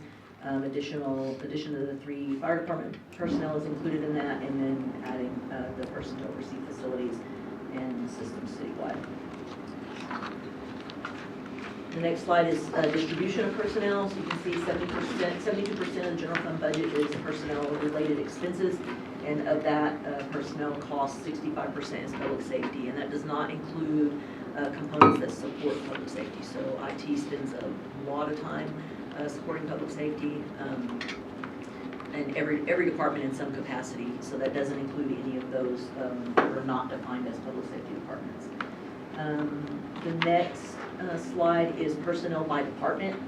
So you can see what the cost is, and then also the percentage of each budget. So someone who used to be here used to say we're in the people business, and I think this proves that up. That it takes our people to be able to provide the services that our citizens require and deserve, quite frankly. So anyway, you can see the distribution there of where our personnel costs are spent. The next slide is group health. This just shows a history of group health expense in the general fund only. So going back to 2021, and then with the increases in expense that we have seen year over year, so 99% in 7 years. So that is pretty substantial when we talk about costs associated with the general fund budget. I'm gonna, if anybody, you have any questions on those things so far, I'm gonna defer to Kyle for a minute. Okay, we talk through streets, and I know this is gonna potentially change things. Oh, I got it. Go ahead. So obviously, street maintenance budget is kind of a big part of what we do and what we like to roll out. Streets are proud of the stuff that they can get accomplished for y'all. And they always win an award for it. I think this year is going to be an interesting time because we're going to be working on rehabilitating a lot of those streets, because during the floods inundated a lot of the streets this year. And so for this upcoming year, I think one of the big pieces for us is to say, you know, whatever plans that we've been working on for street rehabilitation and ideas that we wanted to get pushed through, those are all back in the hopper, because we're not sure what we will all be able to get done before the end of this fiscal year, right? A lot. We'll be able to accomplish a lot, but there's going to be a lot that still is going to be needed to be done, engineered even in some of the cases. And so I would expect that a good portion of that budget for next year's street maintenance is going to go towards repairing what was damaged this year. Hopefully a lot of that is reimbursable through FEMA, right? Takes a while for those reimbursements to take place, and whatever's left over as we kind of work our way through the year, we'll have a plan for what we can do and spread the wealth with what, if any, we have, you know, and make the most use of it. But it's going to have a significant impact on our plan for next year's street program. So in addition, that last bullet point you see on there, we did have a contract. We were just about to release it for bidding prior to the flood. So we've stopped anything for the rest of this fiscal year, you know, because we need to evaluate the streets. We've got a lot of damage on the streets. You know, and evaluation is just, you know, city staff going around. However, we usually split annually about half with the streets department, making sure they have about $900 to $1 million as Michael mentioned, they've gone around and hit various components in the city, one award after award, because they do a phenomenal job. So we want to make sure that they're still going to get their resources they need. What we'll do is assist them in reevaluating the path forward, making sure that we still have that level of service. Of course.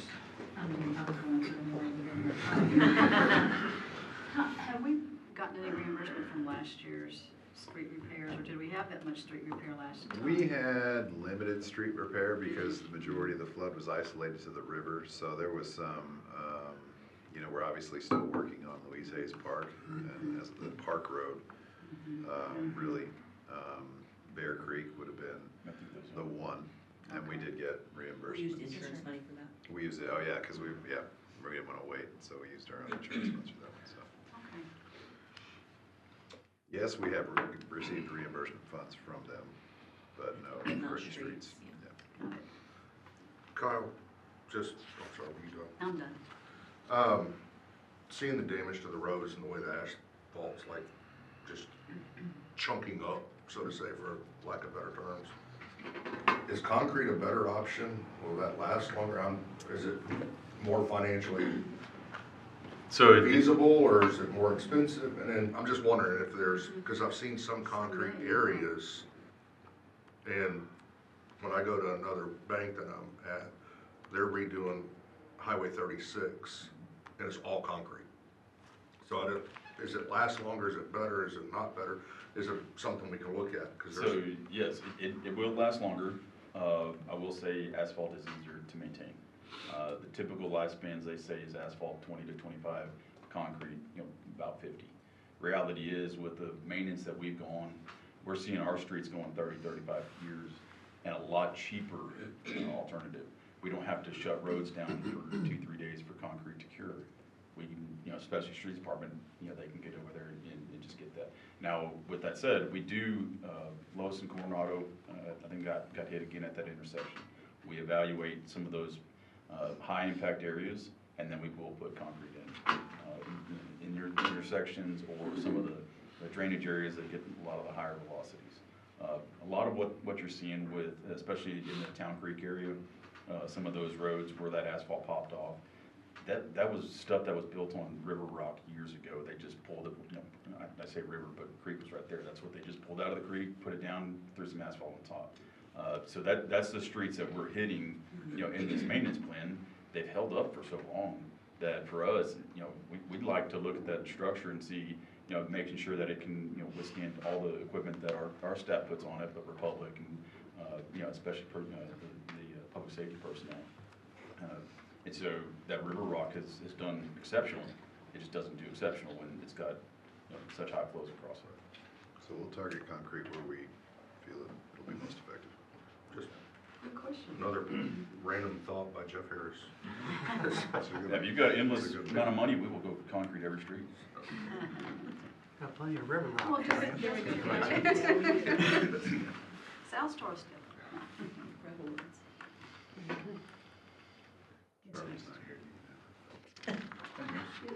Do you see her? Take care. I believe Dalton said that. So anything else on street maintenance? So we did get down and give you some detail on community support agreements that we have. Oh, skipped liability and property, I'm sorry about that. I was trying to skip that one. This is another area that when we talk about significant increases that we've seen year over year, I think we've all experienced this at home as well, with homeowners insurance and the auto insurance and all kinds of things. So insurance in general is just an industry that is just experiencing a lot of increases. So the public safety facility did add about $100,000 to this expense. But we knew that coming in, that was gonna be a big add. So, but even outside of that, we've seen exponential increases in the past few years. So, and that one is what it is.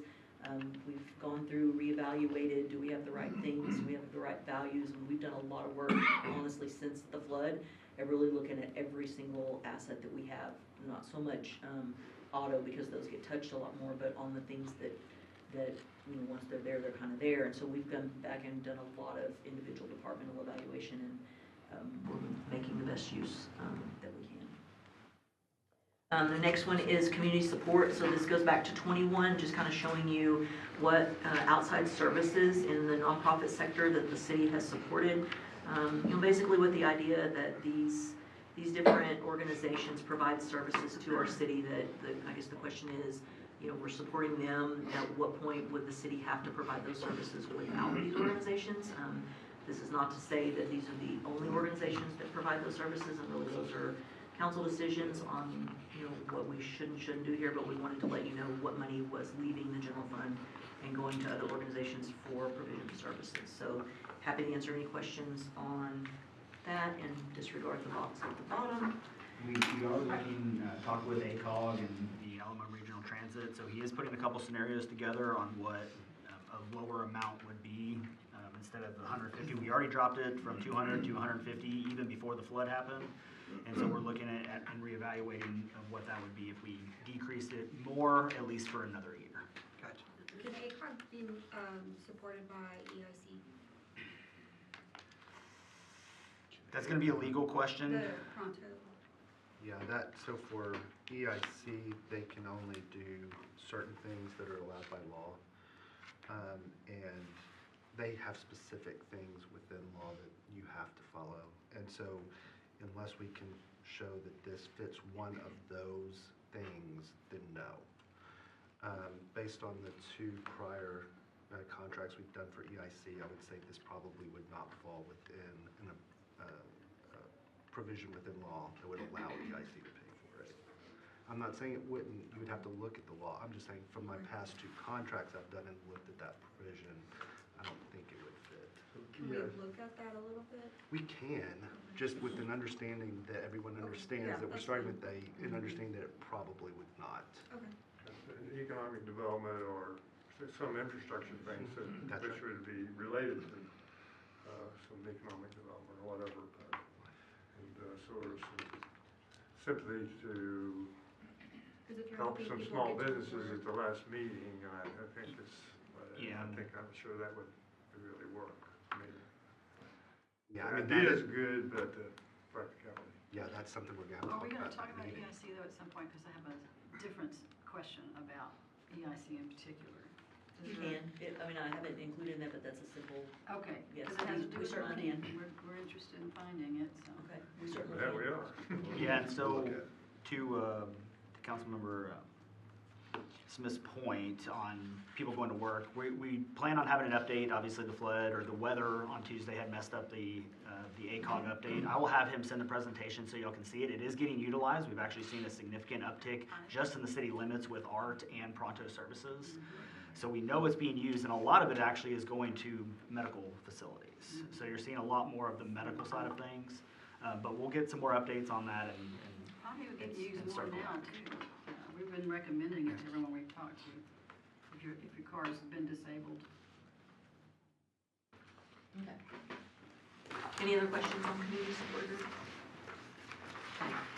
The next slide is just kind of dedicated to community events. So these are events that are provided for the community at no cost. And so our recreation division of parks does a really good job of doing things or providing things that people can attend at no cost. It's not a substantial amount of money, but I thought it was important just to look at the things that we're doing to try to put things out there for citizens. And we are having a Water Street Festival again this year. Had a meeting yesterday about it, so maybe we'll eventually get credibility enough to be in this box right here. We can't afford this box. Well, I'm not waiting for it, I'm not holding my breath at all, but even if it just got recognition, it would be great. I'm glad y'all are doing it. Thank you. We have nonprofits in the community, a whole bunch of them. These are great nonprofits. But we can't, I'm not sure we can afford that either. I hear you.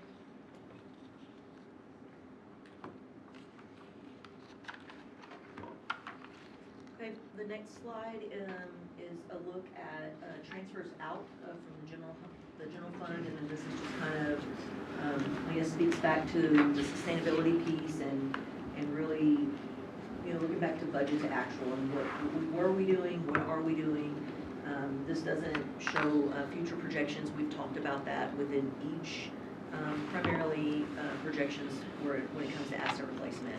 The next projection we'll be working on is CIP, and I think that one's going to be critical as we start talking about flood damage and those kind of things. So asset replacement, you can see in the dark blue, and then CIP, Kerbal Shriner Park, we just picked up that transfer this past year, and that's because we moved it into its own fund.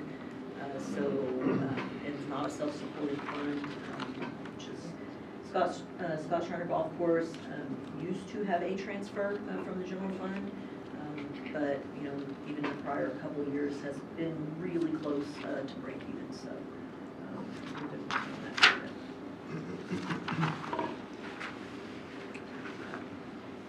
Okay, so we'll move on to some of the smaller components of the general fund, but important ones definitely as we talk about asset replacement. So we use this fund to replace vehicles, equipment, and some other capital assets that are have a longer lifespan.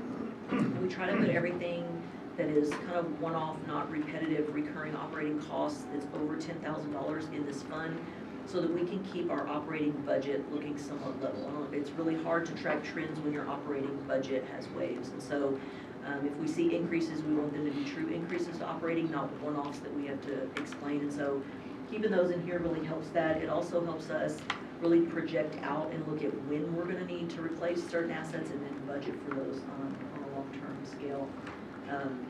We really have made really good strides when it comes to vehicles and equipment. I think Jacob told me earlier we're down to 3 PD vehicles. I think it's 2 that are all under 100,000 miles. Yeah, so that's the first time that we can say that in probably 5 years. We were literally running police vehicles to the point to where you couldn't probably give them away when we were through with them. And so we're really been making really good efforts on that front. The next slide is just looking at the proposed budget for asset replacement for next year. So we have a proposed budget transfer in of $850,000. You can see smaller revenues there. We do sell things. Anything that we sell or dispose of goes back into this fund, and then it does earn interest as well. So we do have existing leases of about $191,000, and those are vehicles that we have out on the road now. And some miscellaneous charges that fall in there from delivering these vehicles and a few other things. Then you see proposed purchases. So if you have questions and specifics on any of these items you see listed here, we're going to defer to someone who can speak more educated fashion when it comes to the IT components there. Pretty heavy year for IT, so replacing some network switches, some virtualization software, cloud things, and other digital things that we rely on every day that we have no idea what they are. So if you want to know anything about IT, Charby's here. She can help you through those things. We have a budget for replacing some vehicles in police, a little bit in fire there, replacing a rescue truck. You can see that's a 2007 model, so we've gotten 20 years of it. I think it's lived a pretty good life, and I think it's my understanding, right, that we're reducing the size of the vehicle that they're using for that. So pretty substantial savings compared to what we have now, about 100,000, I think, if I'm remembering right. And then some parks maintenance components down there, primarily mowers, which importantly we keep those turned over this year. We don't really have a way of seeing where we are with it. We don't have like a depreciation schedule. Most businesses have a depreciation schedule. You have that. And so we know, the fund balance is going down, and we're saving maintenance by buying a new, but we're not really taking into account the cost. We're just looking at the maintenance. I mean, Well, yes and no. So our fund balance goes up and down depending on some years we'll have heavier expenditures than others, just depending on the size of what we have to buy. If we have to buy dump trucks or stuff like that, obviously it's a bigger hit. If we have a year where we don't have things like a $125,000 truck, well then we'll likely transfer in more than we're spending. So we do have a projection out to 2032. It gets pretty ugly after about, we have a projection further than that. Yeah. It gets pretty ugly in about 3 years After from now. 2030, it gets pretty ugly. It gets, but we work with departments too on useful life and then what are, conditions and those kind of things. And if you look at that next page, that kind of identifies that projection. So, we base replacements in the forecast based on, what do things look like now? What do we anticipate they're gonna look like later? And then it doesn't include fire trucks, so that's something that's important to realize. We are restricting money that comes in from ambulance supplement program. We're gonna call it found money, it's not guaranteed money. So when it comes in, it's not budgeted, so we're restricting it back for fire and EMS asset replacement within this fund.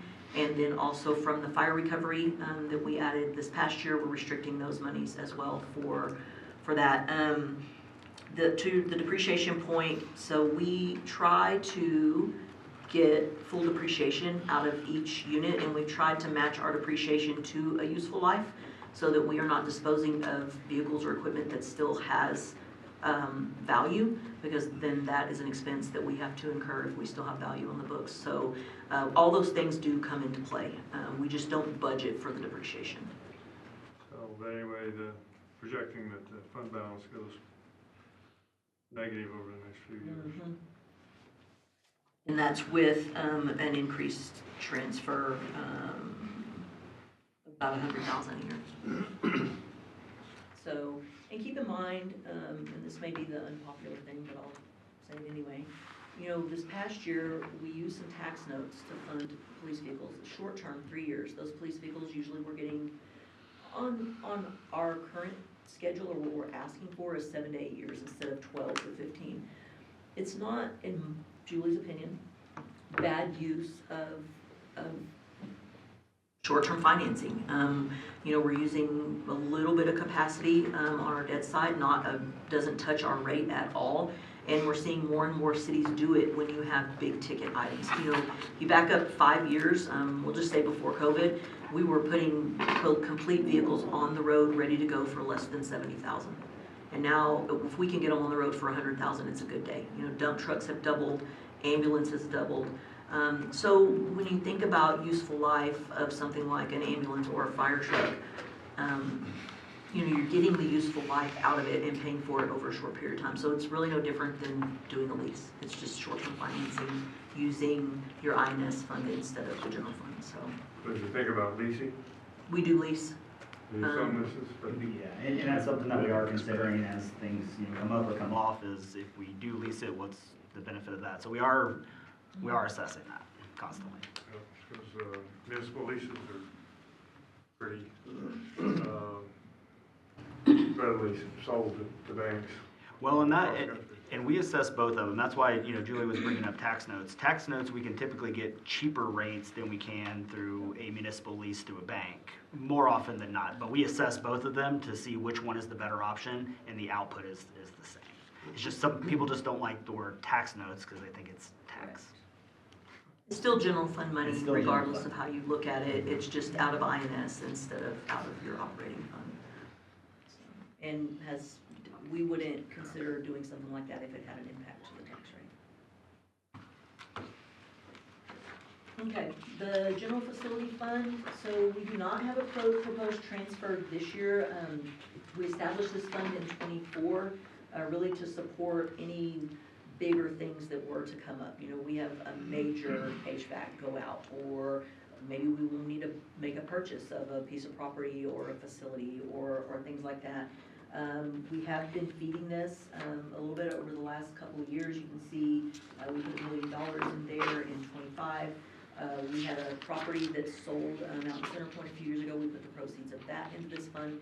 We plan on putting the proceeds of the PD building in this fund, and so that way we have some growth. The reason we didn't budget even a small transfer this year is because we have a pending sale that would put a substantial amount of money in there, so we thought that money was better distributed over to CIP or asset replacement. So it's not that we don't intend to feed this, we're just putting disposable property there. And this is the general facility fund is another example of when when sales of property or leases or other, rental things that kind of came in, as soon as we got it in, it was already out the door in some other asset or some other, expenditure. So now we're just earmarking those things, for specific use or, again, for long-term sustainability. The next slide's out of order, sorry about that. That's what we call those. This is just more asset replacement information, kind of just a different look at general fund, specifically budget to actual and then projections moving forward. And we realize that even with the projections we have, it doesn't cover the needs that we have identified at this time. But there are other mechanisms, and that's really what we're trying to do is bring you the best data and the best solutions that we can come up with to make this happen. Any questions on anything with sustainability, general fund, water fund, anything to date before we hop into the last part here? Okay, I'm gonna let Trina talk to you about debt and some other things. All right. So citywide debt going into fiscal year 27, we have an outstanding principal of $116 million. And, that's not all property tax related. Water and sewer pays 40 million of that. Property tax does take care of 53 million. And of course that was voter approved for the public safety facility in 2022. And then you have EIC sales, 4B sales tax revenue that takes care of their portion. And a good majority of that was the stuff that just came online in 23 for the quality of life projects. We just like to always show this depiction to tell the public what is paying for those issuances. So for fiscal year 27, you have 8 debt packages that you're still paying on, total of $5.3 million. That includes banking and other fees. This year, we have added we have some property tax services that we pay to Kerr County and Kerr CAD for their services. So we're gonna let the debt service fund pay a portion of that. So that's a little bit higher this year, but $5.3 million, and of course 4.2 is paid by property tax, and then EIC puts in their portion of $1,090,000. We do anticipate the payables due this year. They're not very much different, 5.3 million, same as last year. So we anticipate that INS tax rate to hopefully stay around the same. We do have a policy that the debt rate cannot exceed 25% of the overall tax rate. So whatever that number ends up being, we have to make sure this side is within that. Your next debt piece is that you actually have 2 pieces that are going to be falling off pretty soon.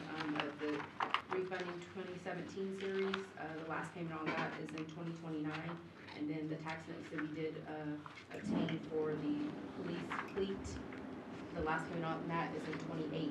So those will be rolling off here in the next couple of years. That will be a savings of approximately $650,000.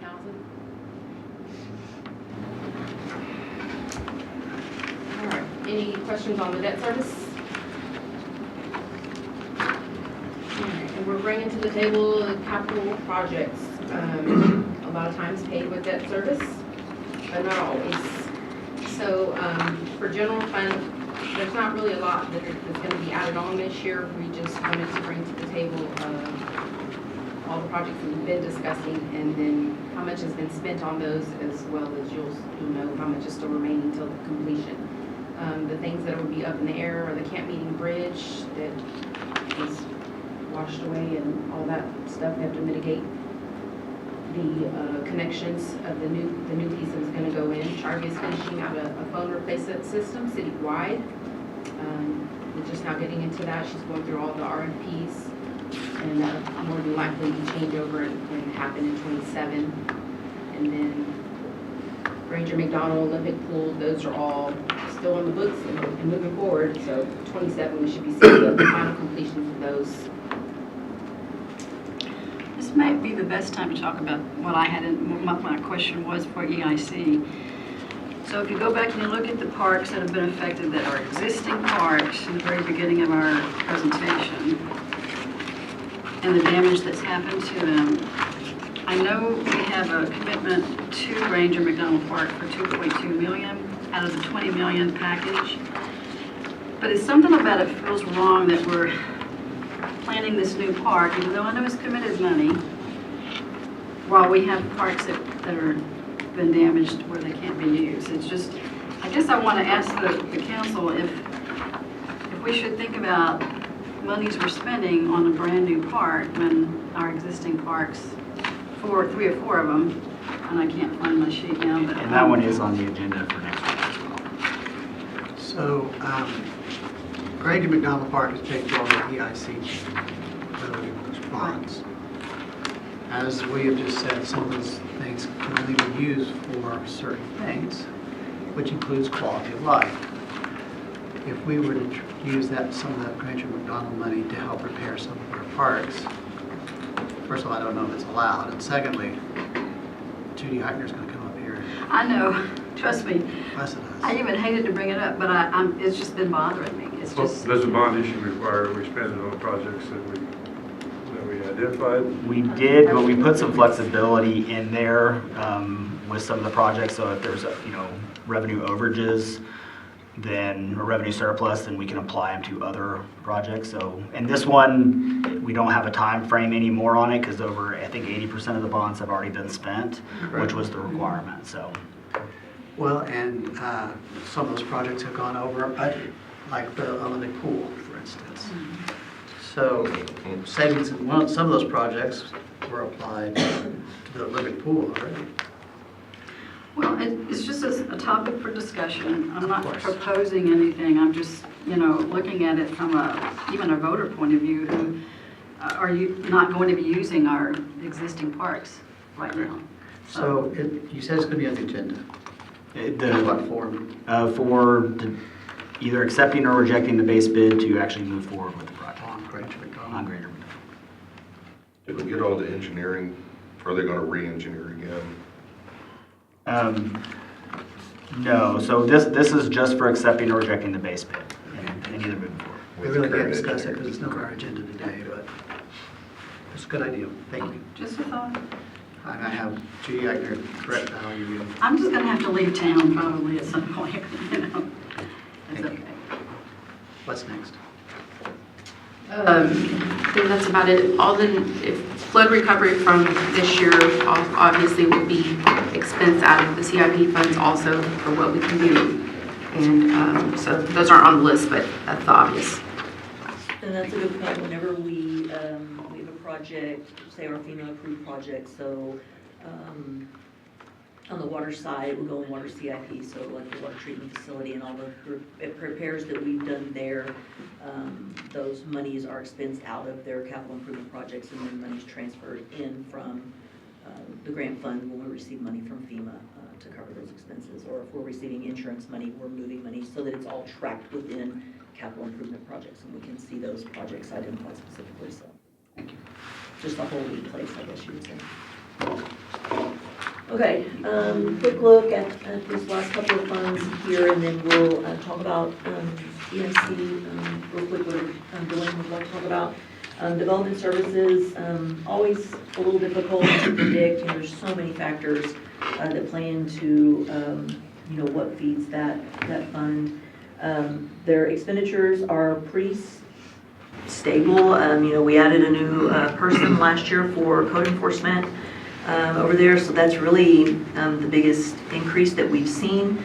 Their supplies and everything, it stays pretty stable. It's mostly personnel driven. They don't have a lot of heavy expenses, a lot of field work and things like that they do over there. On the next slide, I think, yes, I'll show you just basically how money's come in through fees or permits, those kind of things. Interest is a little bit. They do still require transfers in from other funds because it's not a self-supporting fund. It's not something that's going to ever make money. It's a service-driven fund, especially on the code side, and then on building services a little bit more. And at the bottom, you can see the divisions that we have within that, and so we track them by function. And so the building services, planning, code of compliance, and then general operations is things that impact the entire fund. So that's where their liability insurance is and things like that. Okay, next one is hotel occupancy tax, and there's a lot of questions on this in general, just performance, and then, you know, what do we kind of foresee? And it's really hard, right, because of everything that we've experienced. Are you going to have an increase because of what's happened, because people are coming to town either to help or to, you know, for other reasons? And really, what's that look like? The hot fund does not have to be balanced, so there's, you know, gives us a little bit of flexibility while we don't want to, you know, reduce fund balance necessarily over time. You know, we're not going to budget to a point to where we feel like we might have a substantial miss, but it's not in balance at the bottom line. So right now we have occupancy tax itself. That's that portion of the tax budgeted flat. Thank you.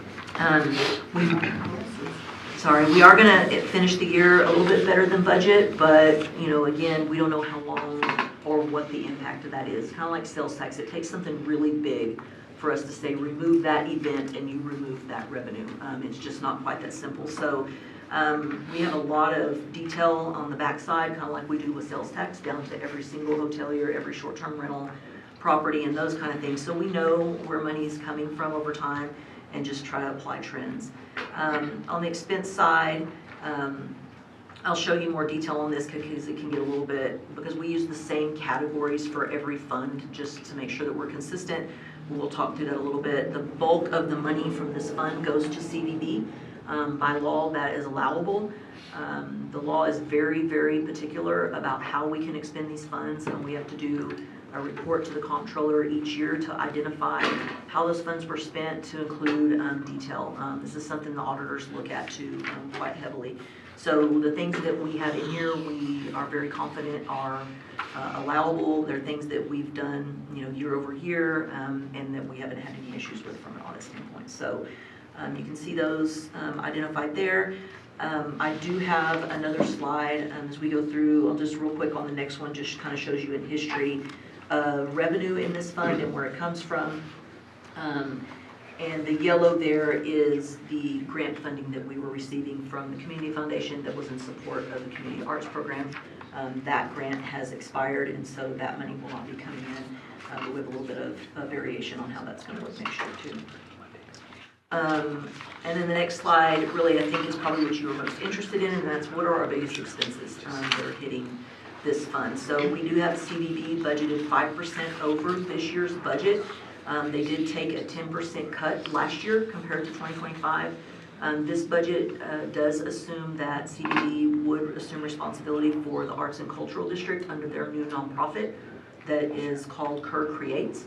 So that new nonprofit now is a 501c3 and eligible to go out and try to seek additional funding. And that was part of the agreement when we did the CAPS project in the beginning, was that they would find other ways to sustain themselves besides ongoing use of HOP funds or the city trying to find grant funding to support them, and they've done that. So I think they're doing good work over there. Julie and her team have agreed to take that on. I don't know, Michael and William are working on that with them as well.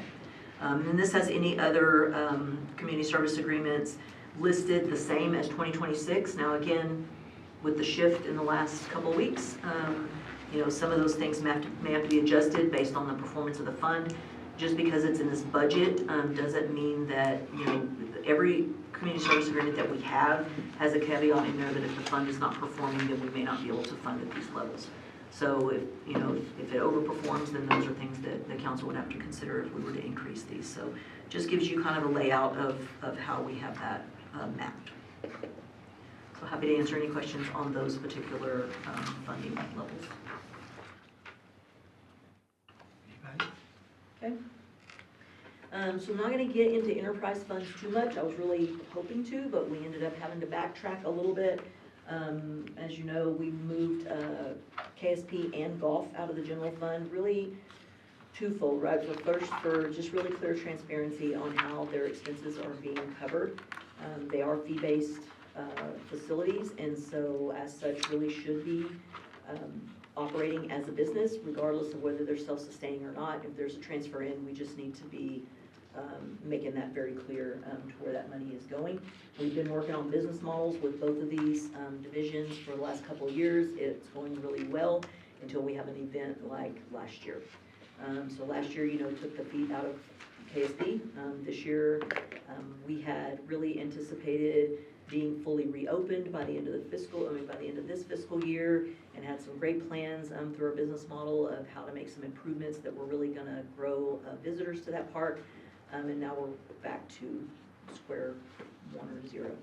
So we don't feel that the transfer we have going over there is gonna fully fund them, but we're gonna have to just revisit this, make some business decisions on things that we can do for 27, so going forward. And the same kind of explanation is gonna be for golf. So I think much more to come on that when we meet in August, and we'll be able to give you a better idea of what we think that's gonna be going forward. I think golf is an easier conversation. Golf Yeah. is working its way through. It wasn't affected as bad. It's 2 years in a row. Like the main attraction for KSP is damaged, destroyed, right? And how do we, the cabins that we have down there for rent, none of us are gonna recommend that those cabins go back in that location.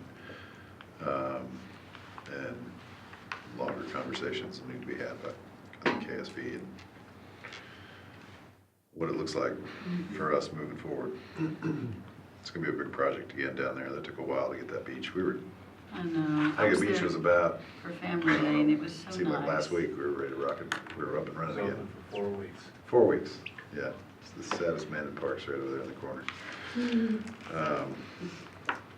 So, yeah. I don't know what I'm saying. We got you. I can understand. So before we go to the next steps, Glenn, was there anything specific you wanted to discuss about EIC? Because happy to pull that up and answer any Yeah, of I those actually questions. have 2 questions now, but let's start with EIC.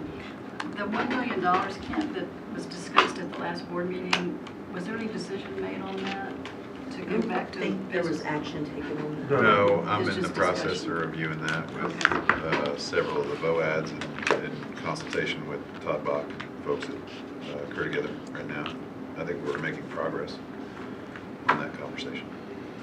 So But we might be able to get some money to. we'll be able to do it. There's legally we're able to do it. Financially we're able to do it.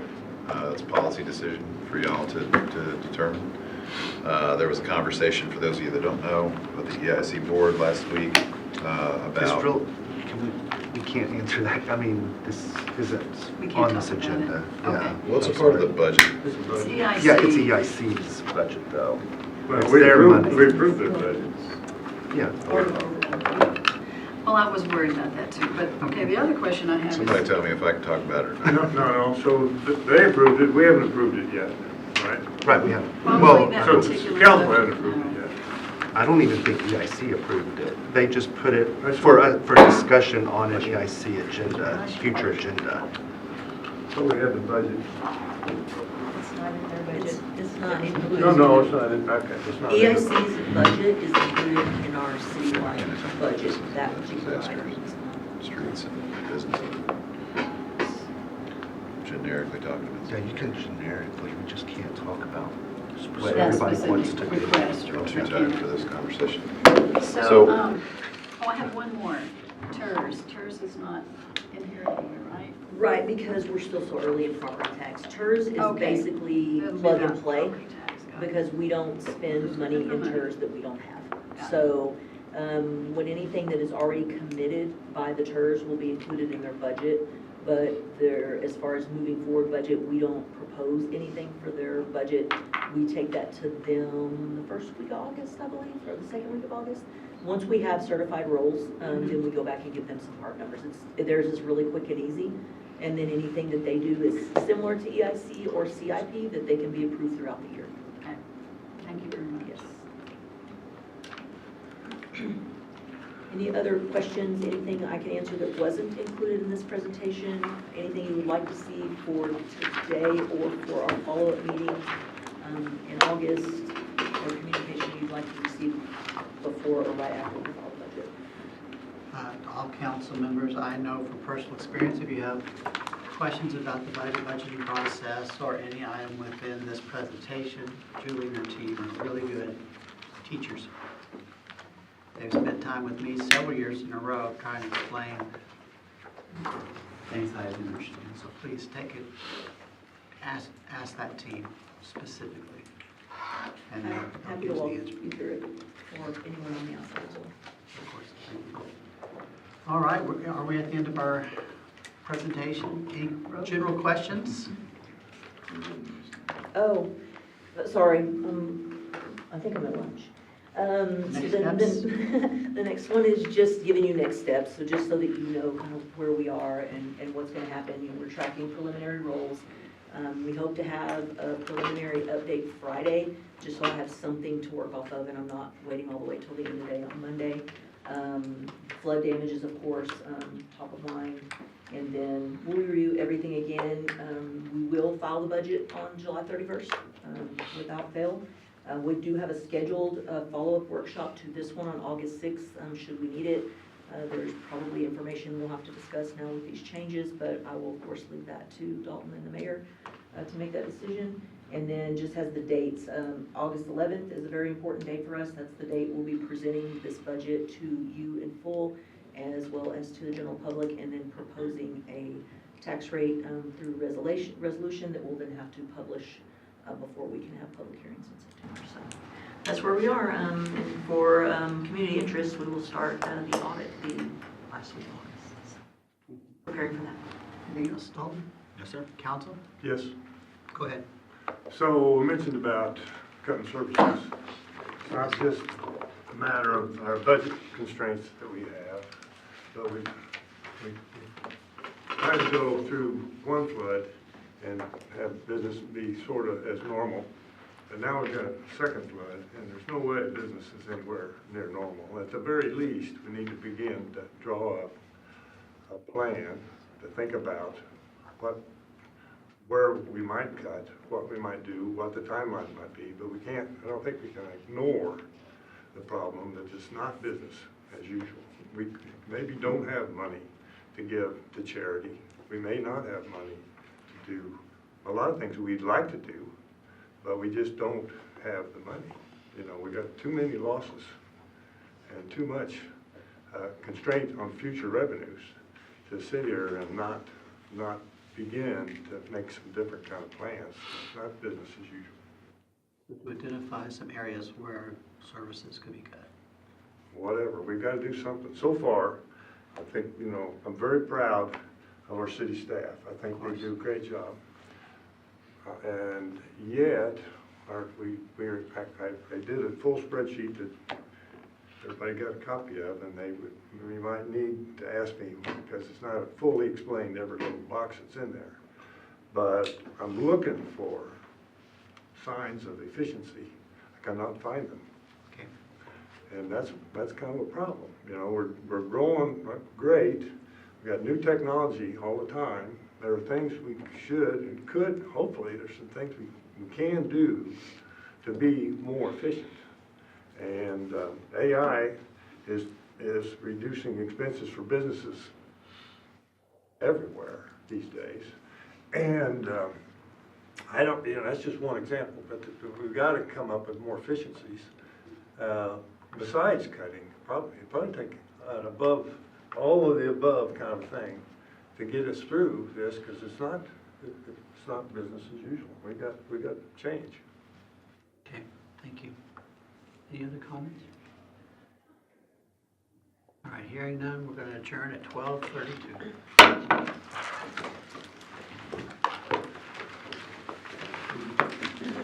Oh, yeah.